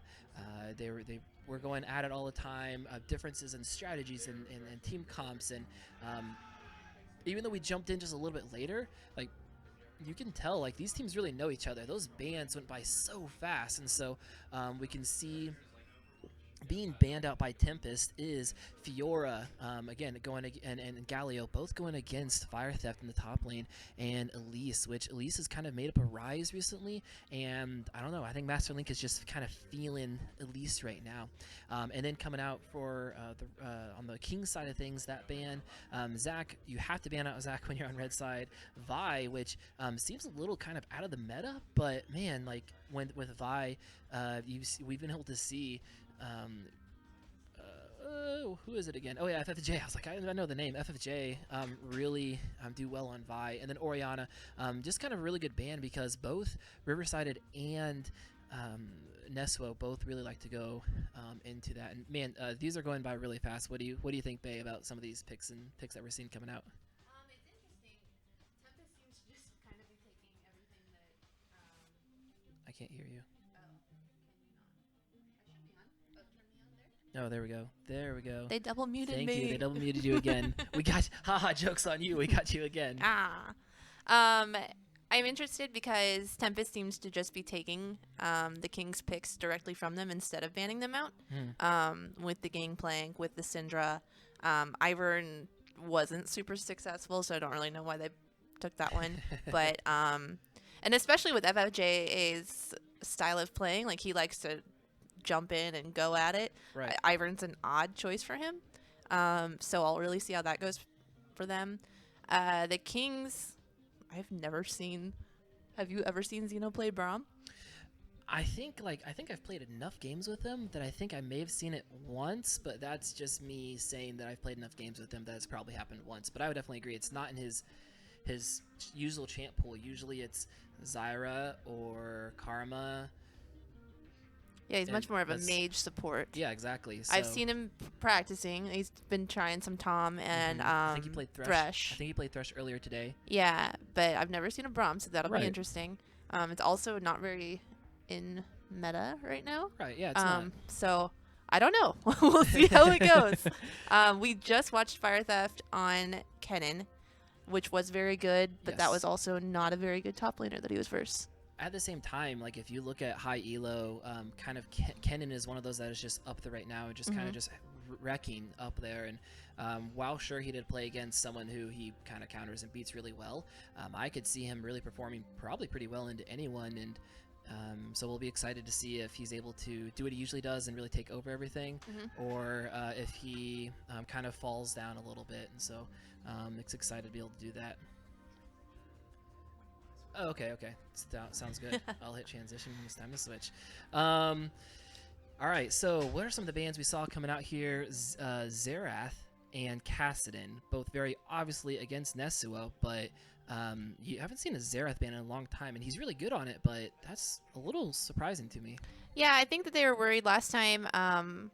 This is a rematch of the last game on the finals there. It was Tempest versus Kings, and last time Nesua saved the Xerath until the very end and whipped that one out. So I believe that they were worried about that, but he has not been practicing it in solo queue at all. So I don't think that was really a worthwhile ban, but it's not going to hurt anything. I mean, at least it does keep him off of that. And they only had mid and jungle open to ban anyway. So, and I could see him picking up Cassiopeia rather. Cassiopeia being picked up here. Yeah. But we'll just have to wait and see what they're. Oh, and Echo. Ooh, that's really exciting. Echo a lot of times not considered like a complete counter to Syndra, but being able to ult away, ult back. He goes back in time basically, and that really can take away Syndra's ultimate. And Syndra presses R, throws all kinds of spheres at you, does a ton of damage within that time. So if you're smart with Echo, you can push the wave evenly against her, you can ult and make sure that you're safe as well. So that's really exciting, especially with all the CC they can provide. Echo with kind of a long range AoE stun if he jumps into that bubble. We have Braum with, if you get the stacks up enough, there's a stun. We have Caitlyn traps, and we have Kennen, who is just can be a big CC machine. So man, the Kings are just really ready to catch people out with all kinds of CC. Yeah, and especially Masculine's very good with his Lee Sin. And since he's got Iron, which is a non-threat as far as it's definitely a threat to lose your buffs and stuff. He's going to come steal your camps, but it's not a threat to be ganked in your own jungle. So he kind of has a lot more freedom on the map than he would against something like a Graves or something else in the jungle. So that gives them a lot of help in lane, which could be worrisome. But then, like you said, Syndra is a very powerful pick. Ezreal and Janna, I've never seen those two played together on that team. But we know from watching the streams so far today that Ro is proficient AD carry, and having that extra just shield to keep him alive even longer might just be enough to tip the scales in their favor, at least in the bot lane. Well, and John is probably a good pickup too, because we just talked about all the CC that they could provide, and if John is able to give the shield, throw up some tornadoes, slow some people down, even use Hurl and Ultimate to really just push out the Kennen, push out the Echo, and just kind of try to get people away, then you're going to be really safe when it comes down to holding all the team together. And they are looking again for kind of more of a double shield comp coming out here. And again, the only problem though is kind of like what we saw Kings, where they had Ashe as their carry when they tried to provide all the shields. We're not really seeing that kind of hyper carry again, and maybe Gangplank can get huge and run in there with all kinds of shields and never die, or maybe we can see Ezreal. I say maybe, we will see him arcane shift forward, and so maybe those shields be able to help him be able to actually stand more in the front line and dish out damage. So just really going to be interesting how they can be able to piece this together. I don't know. We'll just be able to see who can be able to come out on top when it comes to just. I think what happened when Tempest played in League KC, and really just both times these teams have played, is whoever can just enforce their play style just seems like they just control the game entirely. And I know most of the time you say, duh, like that's how you win the game, is you control the pace of the game. That's true to an extent, but these two like to play different styles completely. Very and different. Yeah, exactly. And so when you can get the other one to kind of play on their back foot, then man, then you're just going to be in control of the game. Right, yeah. And it's very, this game could go back and forth between the two styles often, honestly. It's really going to be who can kind of remain calm and keep things going. Because I expect that at one point it's going to be, Tempest, and then one point it's going to be Kings. And they just need to be able to both be able to rein back in and get back to their play style and not play too much into the other person's style. Which I'm a little bit worried about that the Tempest is doing with some of their picks. We'll see. I don't know. It seems a little bit too counter-picky to me. I see. They're playing the matchup, and they're not playing their strengths. So, I don't know. There's a lot of moving parts on both teams that have to work together in order to be efficient. And so, it could be a bit of a clown fiesta of a game. I think that's a really good point that you made when it comes to Tempest's pick ban here. I think that's a problem. A trap they've kind of fallen in the past, isn't it? They try almost too hard to outpick or outdraft the other team instead of just simply playing their style. And I mean, not saying that these people aren't proficient on these champions. We've seen Ivern, he has done all right on Ivern before, and Gangplank in the top lane, that we've seen that could be pulled out. Syndra with Riverside in the mid, and especially Real on Ezreal. Like, it's not that they are playing off champions so hard that it's not, they're gonna fall flat on their face, but I would say you're correct that compositionally wise and how they could be working together, I think that Kings kind of have a tightly packed composition in mind. Right. And The Tempest is a slight disadvantage this time. While the Kings do have a brand new top laner, not brand new, but newish to them. Tempest also has some new people on their team. As you can see, they can't even get a club tag together. What are they doing with their life? I know. There's still 2 of them still rocking the Outlaws. What are you guys doing? So it'll be a lot of communication. This year, the 2 teams are in opposite sides of the building. They're not near each other. They cannot tilt verbally like they did last time. So in order. the teams just need to communicate, need to breathe. This is going to be a bit of it's going to be a tough battle, I'll tell you that. Yeah, and I've been looking forward to this game. I've been looking forward to both teams playing KU, which has already happened, and then I was looking forward to these teams playing each other, which we figured was going to happen unless there's some kind of fluke and they lost when they weren't supposed to lose. And so I'm really excited to be able to see these teams rematch. They scrim against each other. They play in League KC against each other. Glitter mentioned that they played the championship last KCGameOn, and so it's exciting to see them always fighting against each other. Kings have the weirdest ideas. I don't know. They do. So I can see why they go down there, because oftentimes you see champions try to, or the bot lane when they're not as needed, go and their little all flying get together. bee. That's adorable. The mighty ducks. But I think they were looking to see if Ezreal or Janna were getting down in the bot lane and would be caught out all by themselves. But also they're jumping in there, and did they drop any wards? No. They dropped the ward on the tri-bushes. the tri-brush like and the chickens, yeah, but they didn't get one on any of the major buffs. So, and it looks like Tempest did ward up the red side of things, and so they're going to see that Lee is starting over there. So I think that's pretty good when it comes to getting vision of everything. And look at Kings. They're pinging blue buff, saying like, "Hey, are they here? Let's make sure we ward." And so they are going to be slightly behind. We'll see if Tempest is actually able to get this pressure ahead, and maybe they learned a lesson from their last game, because I think that's what happened last game is they got the lane a little bit late, and it looks like the XP is going to get shared just fine. No crazy pushing or anything like that. Right. And honestly, mentioning their last game, both teams, they could have a big impact on this game. Yeah. Tempest could be a little bit tilted as they kind of got wrecked by KU. But on the conversely, they have the fire, like knowing like this is our last chance. We just got beat, but we know that we're better than that. Kings went for a troll game. Troll games give you confidence in yourselves, I guess. Like a pseudo confidence almost. Right, but you can also get Oh my too goodness. confident. That damage coming out from Fire Theft.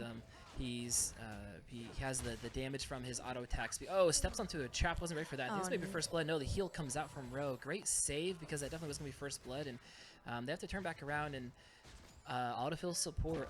Blakeness. That's Blakeness. Just didn't try to sidestep that trap. I think he was just too busy and too scared and was just trying to run away. So now they're down with a heal, and Captain Jack Sparrow is definitely looking to keep poking their brains out. Right, and that's a good play by Jax for playing safe. He could have gone a little bit aggro on there and tried to get that kill, and he didn't. He settled for taking the heal, which is very good, and some health pots. There's no need to go too ham right now.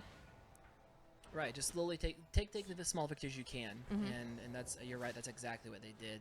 We're gonna take this. We don't need to make a fancy flashy play to get the kill, because we're gonna come back and get it later on. Man, this Gangplank is just kind of, it kind of almost confuses me, because the last time that Fire Theft played Gangplank, I think was against Tempest, and I think they lost, and so I just wouldn't feel as confident if I was Kings of letting Fire Theft back onto that Gangplank. Not that he was bad, Fire Theft's not on Gangplank. I know, but like last time he was on Gangplank and they took it away. Like, why pick the Gangplank? Oh. Great job with that blast cone, knocking him back into the Olden side, and actually Link looking like he's going to try to get the kill, but the shield comes out, flash forward, and that shield pops, takes the kill. First blood for FFJA. Well, perhaps I was wrong. He got handled by an Ivern in his jungle. I didn't think he had the power to do it. But I think that was a really good play just coming up from FFJA. Like, he realized, he's trying to get to the blast cone, and popped him just in the right spot that he just wasn't going to be getting away at all. And I actually, if anything else, Master Link played that well, that he didn't give anything over to Syndra. Right. look at that CS discrepancy in top lane. Fire Theft just completely taking over, and you may look at that and say, oh, that's 8 CS. That's not a ton. That's a ton when you're not even 5 minutes in, and you're out of mana when you're Gameplank. Like, you're just not gonna be able to come back from that. And the wave is actually in Fire Theft's favor at the moment, and he dodges out a lot of that damage. This stun is gonna be able to come out here. The auto text, FFJ is trying to get in there. He has no flash to be able to help get the shield out there. Gameplank does flash away himself, and wow, that green sliver is incredibly tiny right now. But now that's wasted time. They know that FFJ is up there. Yeah. They know that he's stuck up there. And already they were kind of pinging in the mid lane. Lee could have probably taken advantage of that. Might not, looks like. But that was an opportunity. Yeah, maybe nothing else, like at least get in there and look for some camps. And if you don't find anything, at least drop some wards down so you can see where Ivern is. And yeah. It's not like Ivern is going to be super secretive where he's at. You see a giant glowing spot of where he's trying to take the minions, and so that would just help you as you go forward with that. Looks like for the most part they're playing safe. They might be a little bit skittish, the Kings, after their loss to the Tempest in League KC battle.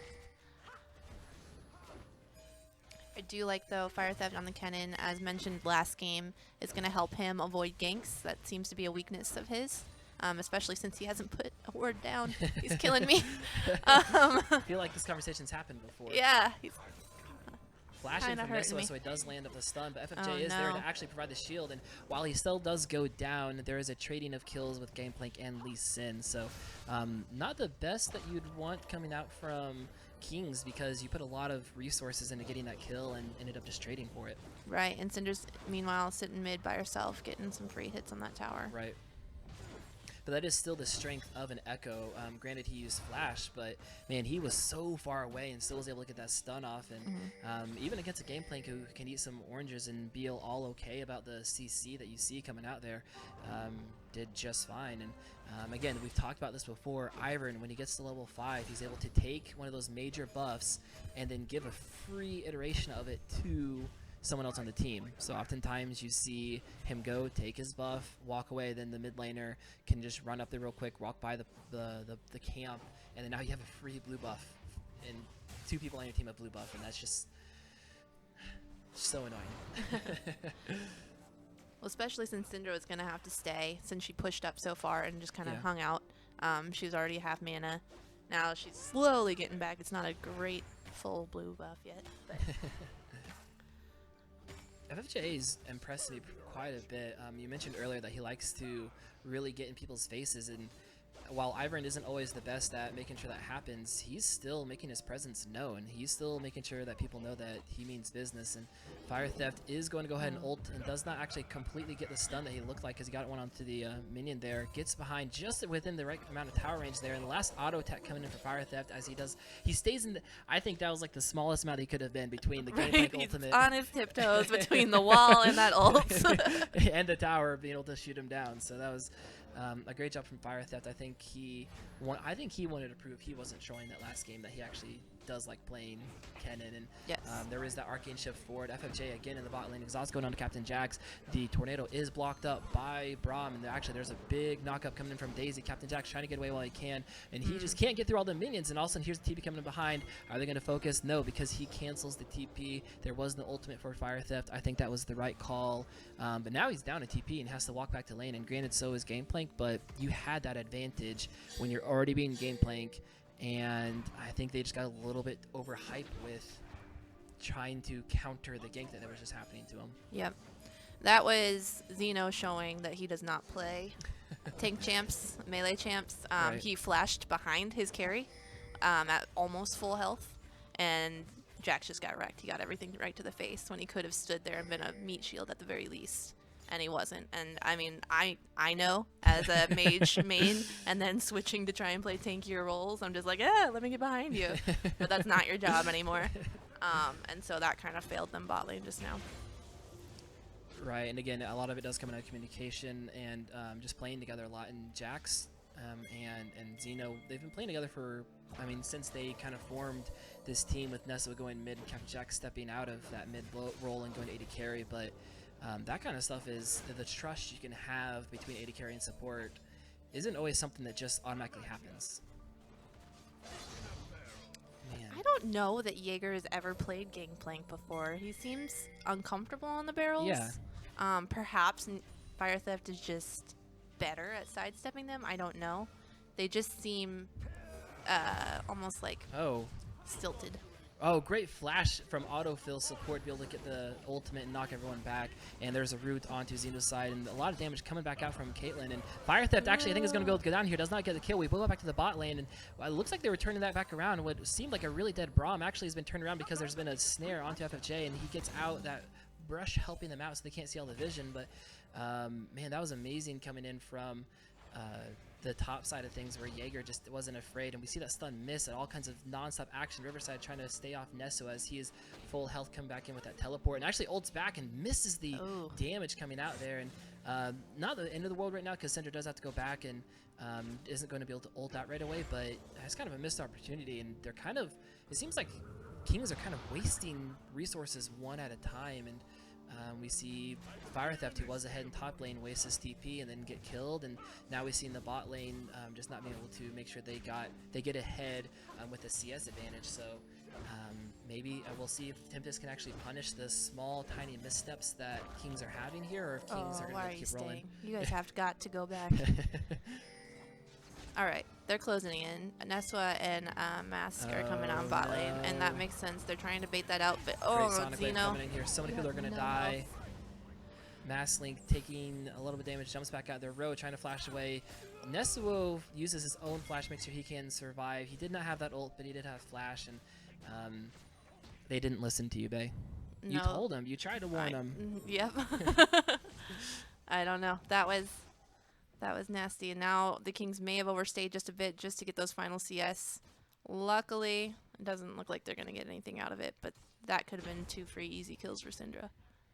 Yeah, and we'll see if they're able to get control of the vision, maybe, knowing that pretty much everyone on the bottom half of the map has to go back. And here's Fire Theft again, that auto attack, and just doing so much damage. Is he going to be able to jump in here? It looks like he does have his ultimate. I don't think he's going to be able to do anything past this, but I mean, he chased Jaeger clear across the lane there. Yeah, he's getting confident in himself, which is a little bit of a problem.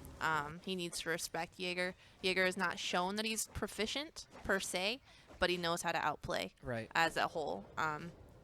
My team got to be the bait, I guess, the feeding ground for Jaeger's training. Oh, no. I was the sacrificial lamb for that. And so we know very well that he can play very, very well on any champion. Right.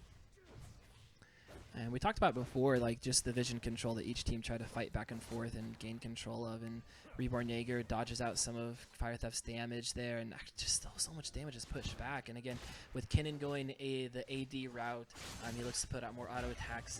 And on his W on... Oh my goodness, I used to play Kinnan all the time. I think it's the 4th auto attack, maybe the 5th, but after a certain amount of auto attacks, he'll be able to put a mark on someone, and that marked auto attack is going to do so much extra bonus AD damage, and we kind of saw that right there. He didn't even land all his abilities to land out a stun, which you need 3 of those marks to land a stun, and that single auto attack did so much damage to Gameplank, and you can even see he built the Ninja Tabi to be able to deal with it. And so we're going to see maybe Riverside had taken a lot of damage in mid lane. No dive from Echo there.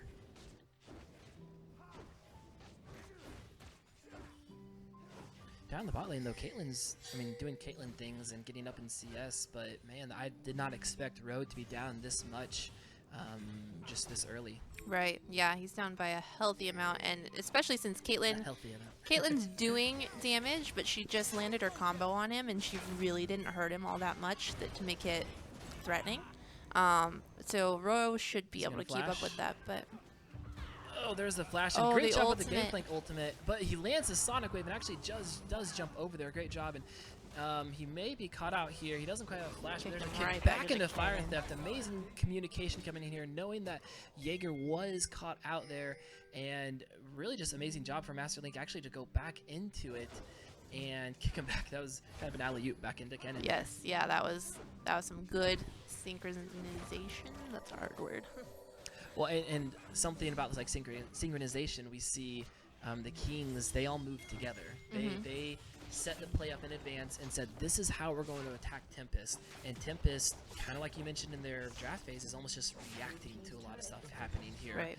And if Tempest, instead of, thinking, oh no, like this is where this person is, maybe we should do this, if they think, hey, in 2 minutes we need to do this, in 3 minutes we're going to go for bot tower or something like that. Right. I think they'll be able to be, on par with these movements around the map. But right there we saw not enough vision, and Syndra got caught out, and then Gangplank got caught out. Right. Yep. They were just chasing down kills, and I mean they're gonna trade a tower for Dragon, but then looks like the Kings are gonna get the Baby Baron. Yeah. And so they still have the dominance there, even though there's only one tower down on the map. But this is something we've seen Kings do a really good job of. It seems like more than any team in League KC and even here that I've seen prioritize getting that rift, and so it's really exciting to be able to see how they can be able to use it. I think honestly they've gotten better at using it almost every time. At first they were kind of a little off on using it, and we see a Road jumping in. Here's that shield giving him a lot of damage and a lot of shielding against the damage that Captain's actually putting out there. The ultimate does go through, but the heal is going to be able to save Exhaust, and there's Xenocide. He flashes forward. Great job from autofill support being able to land off the ult, push everyone off, and be able to get some heal, but the stun does land on Ezreal. Caitlyn trying to build what she does. Auto attacks minion, flashes away, and the Exhaust is put onto Ro, and he has no mana, so he's not going to be able to put out as many spells and as much damage as before, but we do see, no, Ro, why'd you stay? And now we're going to see Ro trying to jump in there, and the Gangplank ultimate does actually take down the Caitlyn, but Mask Link does take out Ezreal, and you mentioned it. We saw them that they were going to go pretty aggressive against each other, and there we go. Well, both these teams have an ego problem. That's true. You can see it very clearly. I mean, honestly, Tempest could use it towards their advantage. They want to 1v1 and show who's the more dominant 1v1er. You know what I mean? Fire Theft is caught out, though. Is this going to be his demise? We see Jaeger flash away, and he barely survives from getting caught out. And actually, FFJA goes ahead and takes the golems while he snares up the Lee Sin and throws out Daisy. Daisy trying to track down Lee Sin and show Lee Sin who's boss. Neswa doing Neswa things and kind of diving into the tower. Takes some tower hits, but doesn't really matter because he's going to be able to turn around, cue the wave out, and just continue to put so much pressure onto Riverside, who's honestly, though, doing fairly well in CS. That root does land. They do jump forward. The shield is slow. Here comes Nessa with his AoE shield and stun. I don't think anything's going to really come from that. He still has his ultimate, so if he needs to, he can be able to jump back. FFJA trying to be able to do some damage, but gets caught out. Captain Jack Sparrow does so much damage. There's that red buff now. He's going to be chasing that Riverside, and they don't go deeper underneath the tower, but I don't know what happened in that fight. It seemed like it was going okay. They're respecting each other, and then all of a sudden FFJA just got in the wrong spot. Yeah. While his health bar was about the same, if not higher than Neswa's, you're still a jungler versus a mid laner. Right. That was probably not the wisest fight. But again, I mean, all of that really was a series of 3, maybe 4 1v1s that people tried to play each other, but then didn't take into account, hey, there's 4 other people on this team. They could show up at any time, and they did. And so that was just, problems. Yeah. Egos. What are you trying to say about men? You guys have ego problems. I don't know what you're talking about. I think you're just making it up.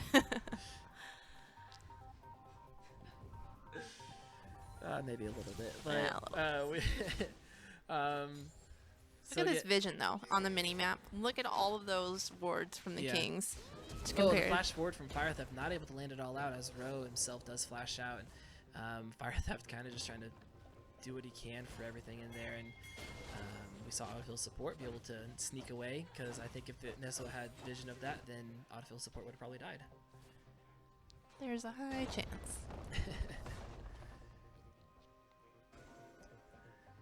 No complete items out of the 80 carries yet. We do see a tier, and that usually can set an Ezreal back a little bit, but looks like he is going for Blade Rune King. Oh, FFJA, he's completely caught out. Man, the Fnatic Death brushes right within there, and Xenocide again being, I think every single game we've watched, Xenocide has taken a kill that could have easily been given to someone else, but It doesn't matter because they're able to take out the jungler and then just continually press down these turrets. And we mentioned this before, that one of the things that Kings is so good at is just keeping people just with their heads spinning. They can't keep track of where everyone is at. And the ultimate coming out from Gameplank, not sure why, because he had the passive, Neswa had the passive, so he doesn't even need to ult back. So I think a wasted ultimate opportunity that could have been used bot lane in this situation right here, because that tower is going to go down with all those minions.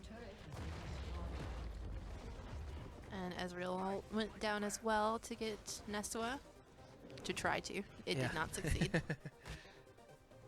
But I mean, that entire bot lane setup was just because of great vision from the Kings. They had the entire jungle warded. Everybody participated, putting out some vision. Riverside to go back. There's another ward. FFJA got caught out because he did not. He had one ward for him.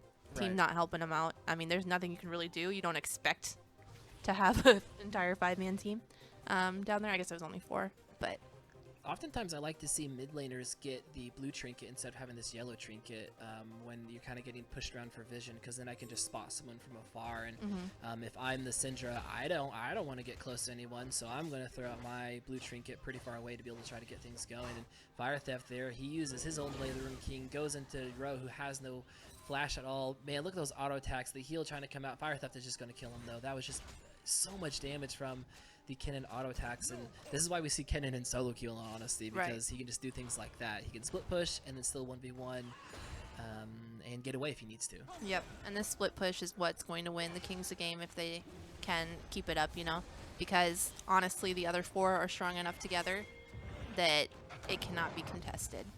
And speaking of that split push game, they do want to look to this Baron, because if they can get that Baron, then the strategy you mentioned just is amplified, because now they have these Baroned up minions that can do so much for them that man, like their just gameplay continue to the gameplay of continuing to chase, making people chase them around while they get objectives, really just becomes a matter of when can they close the game out. Ro trying to take them on 1v1 again and gets half health with just a few auto attacks from Fire Theft.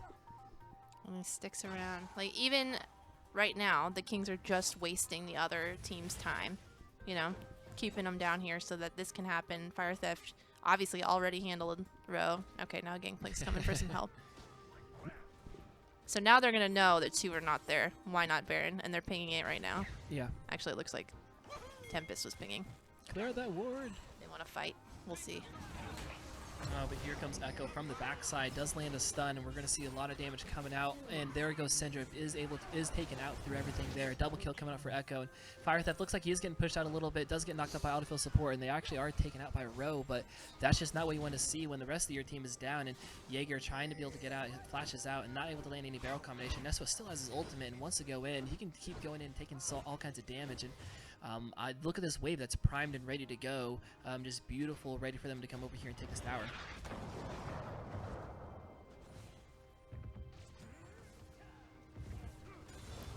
Just a barrel Did use combination the is not ultimate working. this time, though. At least he did Right. use it on the tower. It was Right. enough to turn them all away. He is doing a lot of damage with that. So it's enough to get them off of it at least. Save the tower for a few more minutes. Right, and I mean, in all honesty, though, if Tempest can just hold the line, then we see Gameplank whose barrels could be able to chunk out Echo or chunk out Caitlyn, chunk out Kennen, and then all of a sudden they just become weary of the split push, or they become weary of actually team fighting. And we can see an Ivern who just becomes a giant second support, and we have 2 supports, and you have a Gameplank who can put a lot of damage, and honestly, Syndra can put a lot of damage. Man, that's just really hard to be able to actually kill people off. But I mean, when you're down this much when it comes to the towers and, like you said, the vision and getting caught out, you're gonna have a bad time. Yeah, but if they take a breath and just, you know, get it taken care Good of. shield. Oh, and actually they forced Neswa to go back. I think Not gonna Neswa just play. wasn't quite sure where the rest of the team was.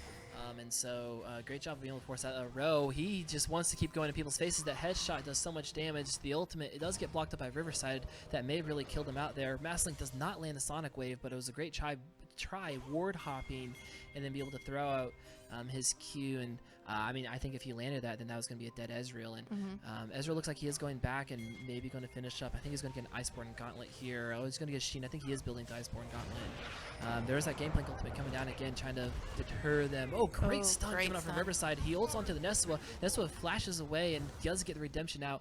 The autofill support throws out Tornado. Great job from Xenocide to be able to block that up there. And everyone, they have Kings on the run from here. And are they going to turn themselves onto the Baron? There is a ping on there, but notice that in the bot side, we see that Ken and Gameplank trying to go after each other. And Kennen does have teleport. Yes, it is. I don't know about this one. I think Kennen uses ultimate in the bot lane trying to be able to take out the Gameplank, and it looks like it doesn't work out, but he still has teleport.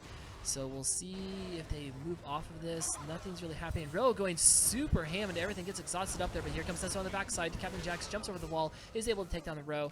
Neswa doing so much damage. He does have ultimate now, so he's gonna be able to try to keep chasing everybody. Riverside trying to be able to do what he can. His ultimate's back up there, and it looks like they are just kind of all backing off again, trying to clear out this vision. But great job from Captain Jax, not being afraid, jumping over the wall, and still being able to use the huge range that Caitlyn has to be able to take Ro back out. Is this that ego problem you talked about? Just a bit. I mean, Ro didn't have his team there to back him up and just went straight for Captain Jax. Why?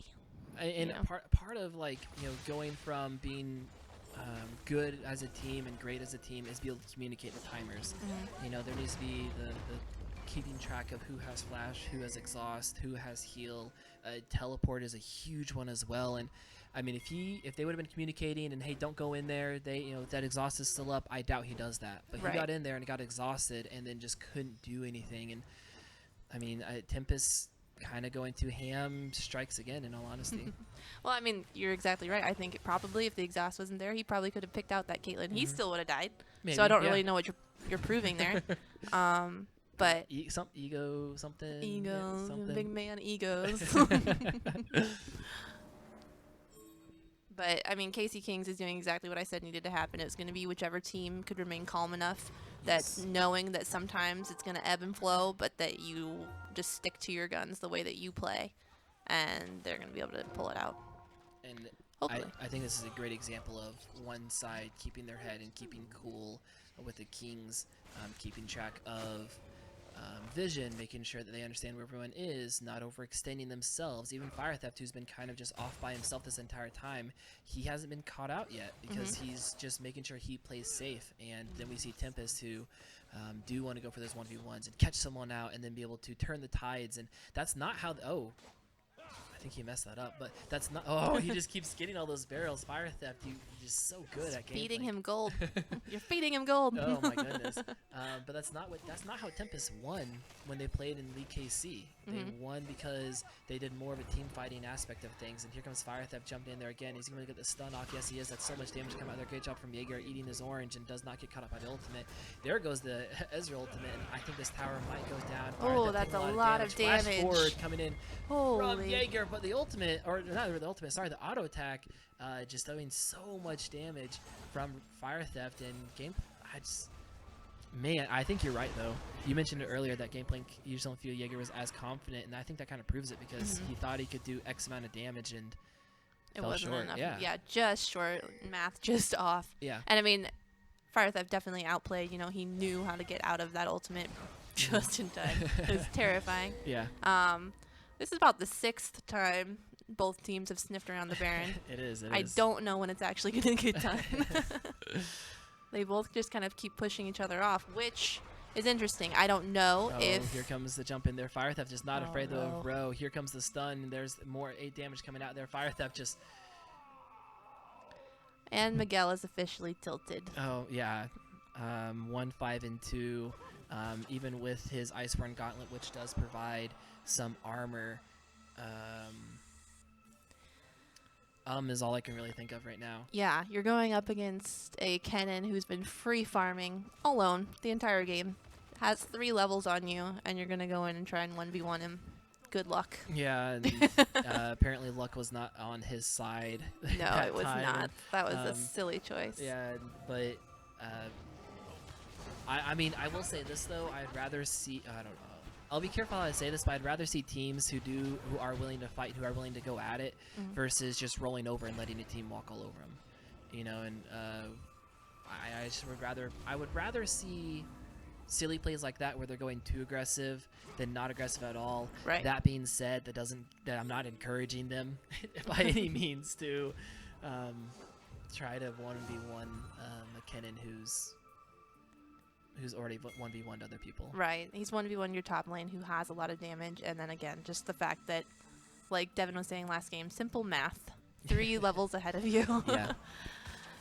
Root on to Neswa, but I don't think they're going to follow that up there. And great stun coming in from Riverside, and they just get chased off because that giant AoE of stun is just very deterring if all of them get caught in there. And there's number 7 over there. Number 7. I thought that it was going to be the one. Caitlyn traps were down, but it looks like we're all going to poke each other in the jungle some more. Reborn Jaeger just can't quite get off all the auto attacks. Oh, That Hurricane helping proc off Fire Theft's extra damage from his W and just simply takes him down 1v1. He didn't really land the ultimate in that, did he? No. And I think Fire Theft has GA. Yes, he does. I don't know. Redemption coming through, giving I think that was double redemption actually. Oh, so wow. much coming in there. Captain Jax has to flash away. We see Riverside throwing his ultimate down on Mass Link, and Janna gets the kill. That was probably very much by accident. Neswa on the backside, he is 1v4, but he does have ultimate. He's doing a lot of damage. Ro tries to jump out, jumps back into the team.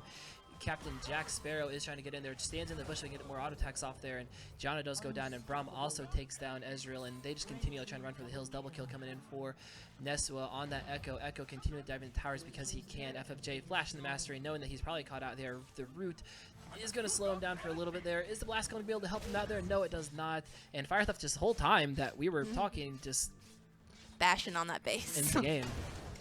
All right. 30, almost 1 minute. Kings were very dominant in that game. While they played passive, they knew that they could because they knew that obviously in the beginning both teams were trying to 1v1 constantly. And I think that the Kings were the smarter of the teams and realized that, and then they just took a backseat. They kept trying to initiate fights. I think that's why they kept sniffing around the Baron, because they knew that the Tempest would continue to respond. And on top of that, they continued to respond being down towers constantly. So they had nothing, no map pressure. They were just trying to fight. Kings, very smart. They just teased them, taunted them, backed out. Teased them, taunted them, backed out. Like, just wasting their time the entire game. Meanwhile, Fire Theft is left alone. Already successfully 1v1'd the Gangplank in lane. Continued to do so in other lanes. And then nobody ever, I mean, I'd assume that Jaeger wasn't just sitting there quietly. I assume he said, hey, I need a buddy. Yeah. But not once. Help. Did they ever 2v1 him? No. And I know he got caught out in the jungle a couple times, but like when Right. he was strictly pushing, I don't recall anybody coming to help him. I don't think so. I think you're right. And I think part of that was, you mentioned earlier too, that vision that they had was really helpful for Fire Theft. And so that was just exciting to be able to see Fire Theft twice in a row with Kennen doing really well. And Kings play KU next, correct? Yes, they do. This will be for, well, they play KU. If KU wins, they're done. Right. If Kings win, they have to play again. Right. And so it's a double elimination. Kings were sent to the loser bracket by KU already. And so I'm excited. We are excited to see this next game. Okay. We are excited. Just making sure. I didn't want to speak for you, you know. The male caster's mic volume is quiet. The male? It's a sad, crying face. I assume it means, I don't know if I'm it's quiet or too loud. I'm trying not to. Hey, KC Prodigy, this is Spirit. Are you here, man? Are you here? You used to come all the time and we used to hang out. Where are you at, man? I'll try to talk louder. I didn't want to be super loud. I feel like there was another caster who was extremely loud, and I tried not to be as loud. So we'll see what happens there. But we're kind of keeping our eye on all the games going on. It's kind of too dark. We don't need to put the camera on us. Do you No, feel like, okay, I think we're fine? gonna take a quick break. Yes. That was a lot of talking, and we're gonna prepare for this final match or matches. Winner of which gets this. Oh, I don't yes. know. I'm not gonna cuss. Awesome, awesome ASIO keyboard that I've been playing with all day. So I'm sorry if you get the one that I've been playing with. But if you haven't checked it out, the link is, I think if you just click that ad, right? Or it's in our It's below. Somewhere, yeah. I think you put it somewhere. Either way, go check them out.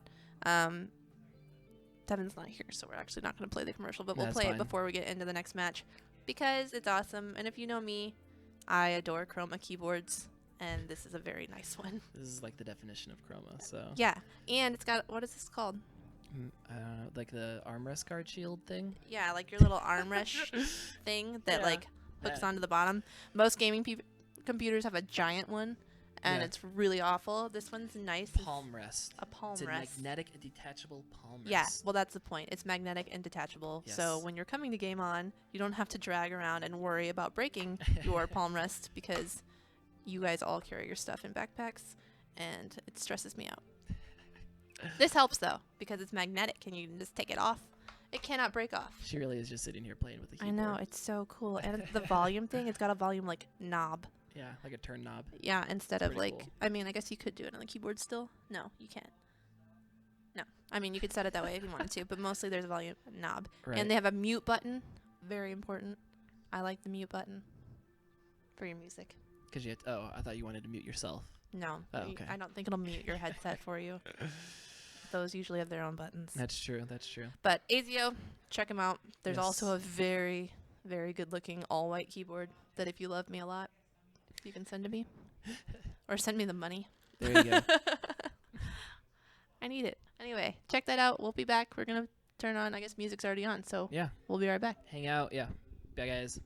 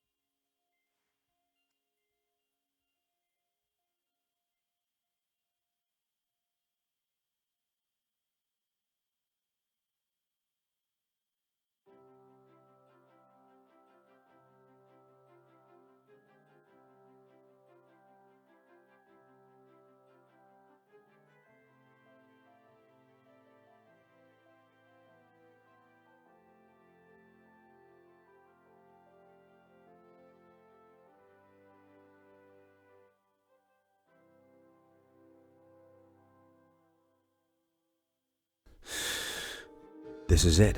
This is my moment. My journey to the stage has finally come. Playing with the pros against the pros. Getting here wasn't easy.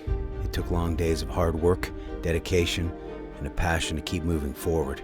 And it's that passion that's driving me to keep going, even if I don't know what lies ahead. But I do know one thing. It all started here.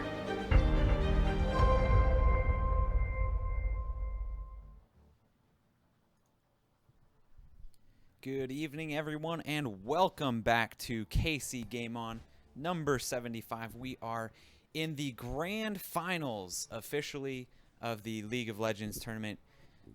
We've got a fantastic rematch of exactly what we were talking about earlier, the KC Kings versus KU Esports. So I have given them the go-ahead that we are ready to go. Looks like they're trying to get it started. So in just 1 second, we're gonna jump into this game. Did we figure out for sure? This is not like a brand new best of 3, correct? Right. It's a best of 2, maybe. That's Perfect. at least, yeah, that's how it's always been in the past. Always in the past, since it's double elimination, we get down to the winners of all the loser bracket comes up, and if they win, then it kind of just resets and you play again. So we'll see what happens here. Again, KU and Kings played earlier today, and from what I remember, Kings was doing well. They were up in gold for a lot of the game. It was until like 25 minutes. Yeah, and then KU just with their just great macro play of the entire set, just started pushing down objectives and just won the game outright. Yeah, one bad Baron call, couple dead from the KC Kings, and the game was basically over from that point. Even though they grabbed the Baron, 3 of them went down, and that was about it. The game ended very, very shortly after that. So we've got bans. Caitlyn was the one that popped off there for KU, so that was a very smart first ban. Smart. Absolutely. KU was obviously watching our stream and banned Obviously. Kennen. Yeah. Or they're sitting right across from the Kings and heard them. I don't know. Well, I mean, Fire just did so good on that Kennen, and he does good on Fiora. So that I think that's just smart to be able to ban out both of those against him. Try to put him on something a little bit more tanky and not as carry oriented. And they themselves ban out Kled to make sure that there's not another just kind of oppressive person in the top lane. But with that Ivern ban, that leaves up Zach, and I think everyone's tired of me saying this because I keep saying ban Zach when you're on the red side. So we're going to see if he does get picked up here because FFJ, Masslink just does so good on that Zach, and I'm just not sure why they left it. Well, yeah, and you they said don't. They didn't do it. They you didn't said do that it. you talked to him, and he said that was literally top tier, like best jungler right now. Yeah. So yeah, a little bit interesting that they didn't go for that first straight away. Obviously, KU has a little bit different thoughts as they ban the Ivern away from them, which is interesting don't to get me. it. But Whatever. Whatever. they apparently did not like playing against it. So He definitely jungled him for sure. He obviously, as an Ivern, you can go steal objectives whenever you want and buffs and things. Camps is not what I meant, not objectives. But it wasn't really a threat, I didn't think so. Our exasperate. Oh. Yes, thank you There so we much. go. All right, so Lulu being picked up here, and I think this is really great from the KU no. side of things. No. Don't pick up Nunu here. But oftentimes, what you'll see teams do is instead of trying to ban out, okay, I have 2 OPs left up, let me ban 1. They oftentimes will leave up a few great picks that they can get. And I'm not sure why they picked Jinx so early because Jinx isn't a highly contested pick, but they've revealed their hand, and we have a Lulu Jinx bot lane, and Lulu is going to be great for helping keep that Jinx alive. And we haven't seen too many actual hyper carries come out here so far, and so I'm excited to be able to see if they can actually make this work in the bot lane. What are the Kings doing? I mean, Elise makes sense, right? Elise is pretty good. Elise is good, but you had Zach. and I mean, Masslink did have a really good game on But on you had Elise Zach. before. They left Zach open for 3 picks, and you didn't pick Zach. And there's Xeno's Zyra. He doesn't oftentimes pull out the Zyra, but it does sometimes because it gets banned against them, but most of the time. Most of the time it does. And so Zyra, again, several patches ago, got a small nerf, but that has not stopped Xeno from just completely wrecking people with the Zyra in the support role. Yep, that is his highest win rate champion, I think, still. Froggen for the right. KU. Yeah. This is gonna be a little bit different game, I think, than the one we saw between these two first time. They're putting an untested mid laner on a Very Anivia. interesting. Well, again, keep in mind that they're mid laner, and I think they already carry both of them. These are accounts that don't have a lot of champions on them. That's why they went with Lux that first game, and their goal was usually to get Orianna, which got taken away from them. So I think instead of going with that same matchup where they chose a losing matchup of Lux into Orianna, they go for Anivia, which from my experience can favor, not heavily, not a complete counter pick or anything like that, but really can help out on the side of Anivia. So I'm excited to be able to see if this guy is able to, if he's warmed up at all a little bit and can use that Anivia. All right, so we've got Ashe and Varus banned away from Captain Jax. So those I think are the two that he's played today. Oh, Anivia is Nidalee.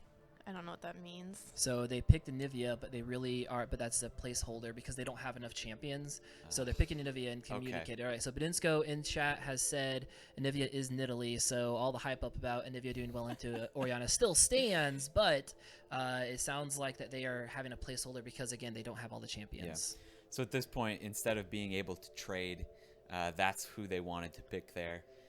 So they are just trolling us super hardcore. So unfortunately, after this pick and ban is done, they're going to close out of the game, get back into it, and we're going to... Oh, just kidding. Badinsko is such a troll. You troll, Badinsko.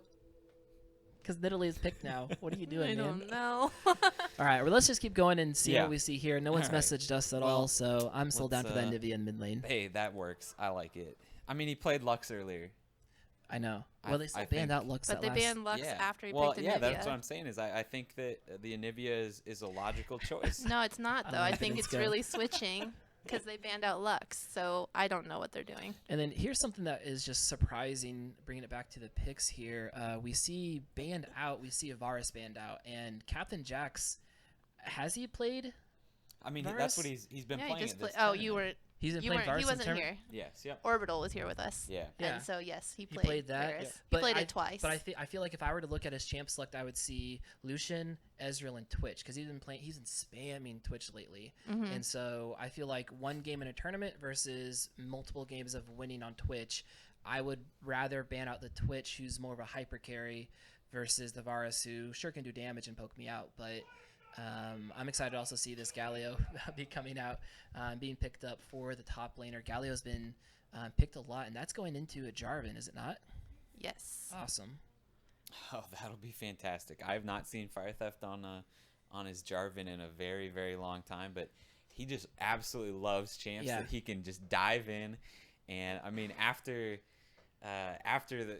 just the fact that you can flag and drag, ultimate, flash to get even closer. Like Jarvan can cover a super long distance, and Fire Theft is gonna go literally ham with this pick. I'm super excited about that. Which is great against the Jinx, who has no mobility, the Nivea, who has no mobility, and then you pair that up with an Orianna. All right, there's an easy ball delivery system for Command Shockwave. All right, there's Twitch, who's able to spray and pray a rat-a-tat-tat, whatever you want to call it. They changed the name. I'm going to call it rat-a-tat-tat because I'm bringing it back old school. But now they're stuck in this pit, and then he just is shooting everybody. And then on top of that, you have Zyra, and they've already proven to have really good communication. And so if they're going to be able to throw all their ultimates down in one area, then that's just going to be amazing and just blow people up, even with the Lulu on the other side. I don't also know what this matchup is like, the Galio versus the Jarvan, but I don't know. Feel like it's going to go in favor of the Jarvan. When you're wanting to stack magic resistance on a Galio, that doesn't work super well against somebody like a Jarvan, is what I'm going to guess. Right. So I'm sure Galio is probably going to have a little bit better wave clear, but I feel like this is going to go in favor of Fire Theft. Well, especially Fire Theft's very familiar with the Galio plays, and I mean, all you have to do is hug him. I mean, go closer, and then all of his. It's exactly what he wants to do. So. Absolutely. Well, and then Galio, you look at this and you say, all right, Galio, do you want to build armor to help protect yourself against the Jarvan and the Twitch? Or do you build and stack up the MR when you're going against an Orianna, a Zyra? Again, remember Zyra's support. When you play AD carry and you have a Brand or a Zyra support, the game becomes, can I do more damage than my support often? But you also have an Elise within there too. So does it become, do I build to make sure I don't die in my lane? Or does it become, do I build MR so that way when I use my hero's entrance and jump from clear across the map that I can actually survive what I'm jumping into? Yeah, I think this is going to be a Excited, good match. Yeah, I'm really excited. I really like the Kings comp, and I think if they're going to be the team to take down KU Esports, I feel like this is a fantastic draft to be able to do it with. I'm still very confused about the mid lane, but we'll find out. Maybe we can snag one of them after the game and ask what happened, because they definitely banned Lux after they had a mid lane pick. So yeah, I don't know. All right, so we've got just under a minute here until we get into this grand finals game. Again, make sure you check out our main sponsor here for this league tournament. AZO is providing keyboards to all 5 of the winning team. They're just absolutely fantastic looking keyboards. We've had them up on stream all day today. They've been down in the lobby all day today. If you haven't seen these keyboards, you're missing out. It is literally just flashing in our faces this whole time, and none of us can look away from it. It is super surprising that we're even able to shoutcast this game. You missed the end of the last stream because Glitter talked about it for 4 or 5 minutes. You didn't hear me begging people to buy me one. Nice. All right. Well, we are going to get into this finals game. KCGameOn number 75. We are in the grand finals. All right, so as everything is getting switched over here, we kind of talked about team comps a little bit. Miss Glitter Bay, I want to hear from you. Who do you think has the advantage, and who do you make the prediction? Who do you think is going to win this game? I think the Kings are going to win this game. I think KU knows that they can afford to lose it. Okay. Anivia is not an easy champion to play, but it's also very easy to be confusing on, because if you just put up walls where they're not expected, it can work out in your favor on accident.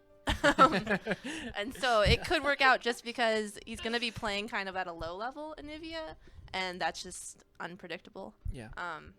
So they could have an upper hand, but I mean, like everything we've talked about, Fire Theft on J4 is just going to be nasty. And then Masculine on Elise we like. So I think the Kings can pull this one out.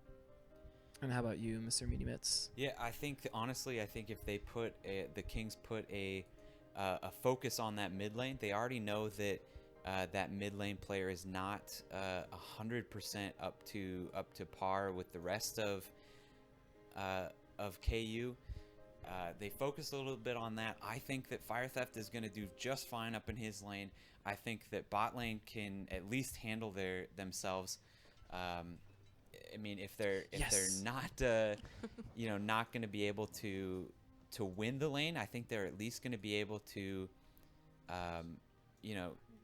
keep it together long enough that that they're going to be able to succeed and get to late game. But gosh, I mean, I think Kings did everything right if they want to try to dethrone KU in this game. All right, we have fixed the order, so everybody should be fine in LCS order. You guys are very anxious about that all the time. Everybody. I feel bad because I feel like I started that somehow in one of the times I shoutcasted something. We got it fixed. What is the price for the winners? They win this AZO Chroma keyboard, and then they also get prizes from Riot. They get RP, right? Yep. Mm-hmm. They get RP gift cards. And Triumphant Rise skin, I believe, is a part of winning first place. Whatever the standard Riot pricing is. Yeah. And all of the glory. Here we go. We are going to see a pre. Oh, there we go. We got the snare up by the Zyra, but unfortunately, nobody wants to go in. I was really hoping for more than that. Wow, I hyped myself up, and then nothing happened. No, they didn't want to give it to you. They just wanted to kind of just say hi and then run away. I was so ready. They were paying that bot lane so hard. and then everybody gets down there. They land the Zyra snare onto Lulu. Like, isn't that an insta? Everyone flashes. Everybody go. Like, I thought somebody was gonna die during Exactly. that, but I guess not. Getting that little snare, getting that extra couple gold onto the Zyra, and they're going to make it a pretty standard start at this point. KC Prodigy, Chenny is playing support, the good old friend top lane. The very first game kept saying Chenny was in top lane. Yes, he is playing support, and while he's been doing okay, like in all honesty, you can tell he's not always used to playing within that lane, and so we'll see him. He has picked up the coin here, and hopefully that can be able to serve him well. I think a lot of times that we see Lulus go with the Frost Queen's Charm down in there, so we'll see how they can be able to do that and keep this Jinx alive. I don't think they want to try to go toe-to-toe at all with this Zyra and Twitch bot lane. That's just so much damage, and then if you get caught up by something, you even get more damage from the plants and from the poison or the venom, whatever you want to actually call it. Just kind of like this is what's happening right within here, and they're trying to put damage back onto Captain Jack Sparrow, and he uses that expunge, and you already heard it go off. There's that health pot, and I'm not sure why Jinx didn't go with the Doran shield. We've already kind of talked about how good it is. You get 2 health pots within there, as we see Playming jump in there, able to do a lot of damage back on the Fire Theft. Fire Theft doing what he can with some damage coming back on the backside, and just kind of just smacks him with the staff and just walks away. But I'm actually pretty excited to see Galio just not being afraid to be able to jump in there and say, sure, I'm good against MR people, but I don't care about a Jarvan right now. Fire Theft seems a little cautious as well. He's not really playing up close to the Galio, which is, I know, scary, but that's how you have to do it. And so we'll see if it. I don't think it'll turn out poorly, but. Nidalee in the enemy's jungle here is almost doing a lot of damage to the Elise, actually. Good but flash coming out there. Knock up coming in from Galio, and they're going to try to get away. But Orianna does pick up the first blood coming in there. She does flash, use her abilities within there, and actually they turn the kill back onto Galio. Great job, just great communication, great CC coming in there, and Masslink is able to flash away and be able to survive through all of that. And just like that, we have 2-0, all because Nidalee was in the enemy jungle. Didn't pay off at all when it comes to getting any buffs, got caught out, and then now red and blue buffed Orianna in mid lane, and if that doesn't make you want to curl up and die a little bit inside, you don't know Orianna in mid lane very much. Yeah, right. So that is a really, really good start for Kings. They have to be super excited about that. Getting, I mean, a kill on Elise, a kill on Orianna, 2 assists on Jarvan, and just putting Galio that much farther behind. Like, they have to be super excited about that start already. We do have 3 flashes down though on the King, so that could be a weak spot if they're not careful. Just like Neswa right now is pushed up quite a bit with Nidalee lurking in the bush, with no escape there. So we'll see if that comes to bite them. Oh no, Nidalee backed off. She's running away. All right. Never mind. Give him a free pass. Glitter says I should do this one thing. I'm just going to do the opposite, so that way it makes it sound like she was silly. Stupid Silver. She doesn't know what she's talking about. Great job hitting that blast cone up there a little bit, just making sure that there can't be any sneaky plays coming on the backside. And again, what we've loved seeing from the Kings is how they are trying to get up the vision and get some wards coming out there. And oh man, look at all that damage coming out. And just Mr. Kinky can't keep up with that. Like you have to, especially when you're lower level Anivia, you have to be able to somewhat spam your spells, be able to contest. And then Orianna has all the free spamming abilities she wants, and has a kill on blue buff already. That's rough. It's super rough. Anivia does go back, uses Tier to be able to come forward, and we see a little bit of slow coming on to Captain Jack Sparrow and some damage on Xeno's side, and they are running away from KU Chenny on that Lulu in the bot lane. Oh wow. You're doing a ton of damage to that Zyra. Was not expecting that to come out of that brush. And again, the further away, the further distance that Nidalee's spear travels, then the more damage it's going to do, and that was almost, I seem like that was pretty very, very that was far. very far. But not as bad as in the good old days when you played mid Nidalee and you just spammed your spear until something got hit, and then you would win the game. And that was all that happened. They just died. I'm terrible at throwing skill shots, but one of them is going to hit. Yeah. Yeah, you just keep spamming every couple seconds. All right, KU's going to push in that bot lane.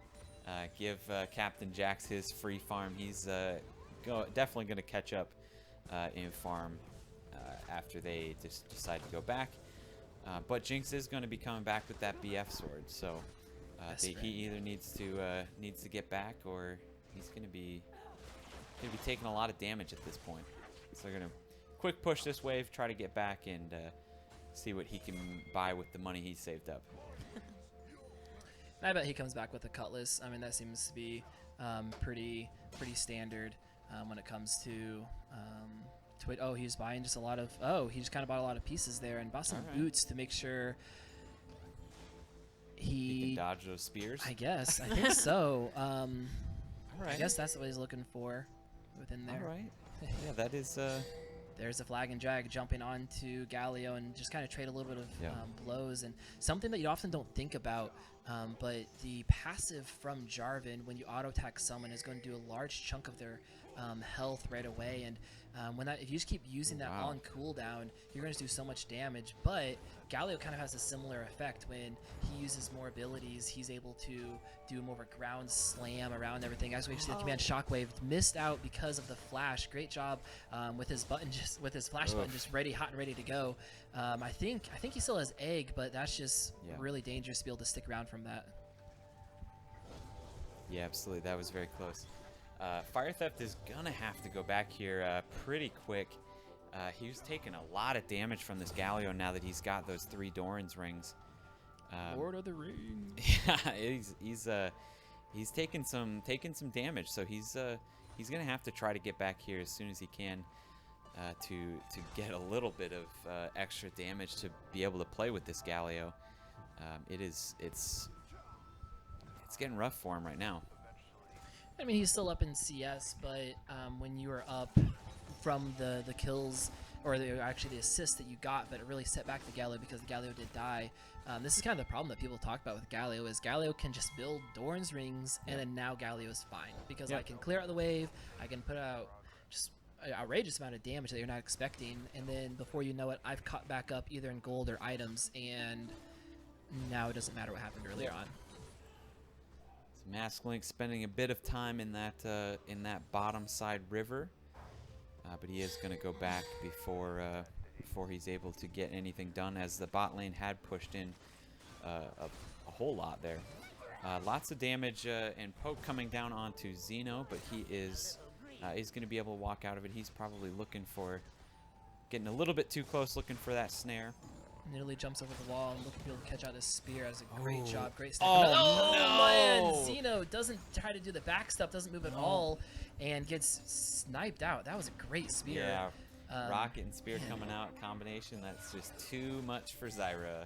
Even with the flash, I mean, I don't know about you guys, but sometimes my brain just lags, and I just, when I didn't hit flash. Yep. I couldn't hit flash there, and I think that's what happened, because Xeno's a good enough player to be able to know, how far the Deadly Spear is going to be, or if I'm close, I have to respect flash, and that's just not what happened. And so now with the numbers advantage bot lane, another spear coming out there, and Anivia is able to catch Neswa out. No, Neswa is caught between a rock and a hard place. A lot of damage coming between Anivia throwing out her big glacial ultimate, and then throwing in with the ice pick within there. Neswa using ghost. Here's a big shockwave that's going to happen. There it is. Pulls in 3 people. Double kill coming in for Twitch, and here comes the hero's entrance trying to save up Anivia. Does knock some people up, but that's not going to save him, because Fire Theft is also there with his TP, and now Galio has to run away, and that is just I think the definition of shooting fish in a barrel, when everyone says, let's gather in the small entrance right within here. Amazing job from Neswa to be able to spot that out there, and just pull everyone in there. I mean, balls of steel from Neswa on that play. He was stuck in the middle of 4 of them and just kept his cool long enough in the river for the rest of his team to get there. Didn't die, didn't get hit by any stuns. Was just able to wait until everybody was there. Beautiful, beautiful shockwave coming out there. Man, they really just caught KU. I thought they had that Drake just perfect, but the little bit of pressure from Neswa there all by himself led to just basically an ace, a 4-person ace at that point. This early in the game, that's definitely going to help the Kings out right now. If they listen to this stream afterwards, their egos.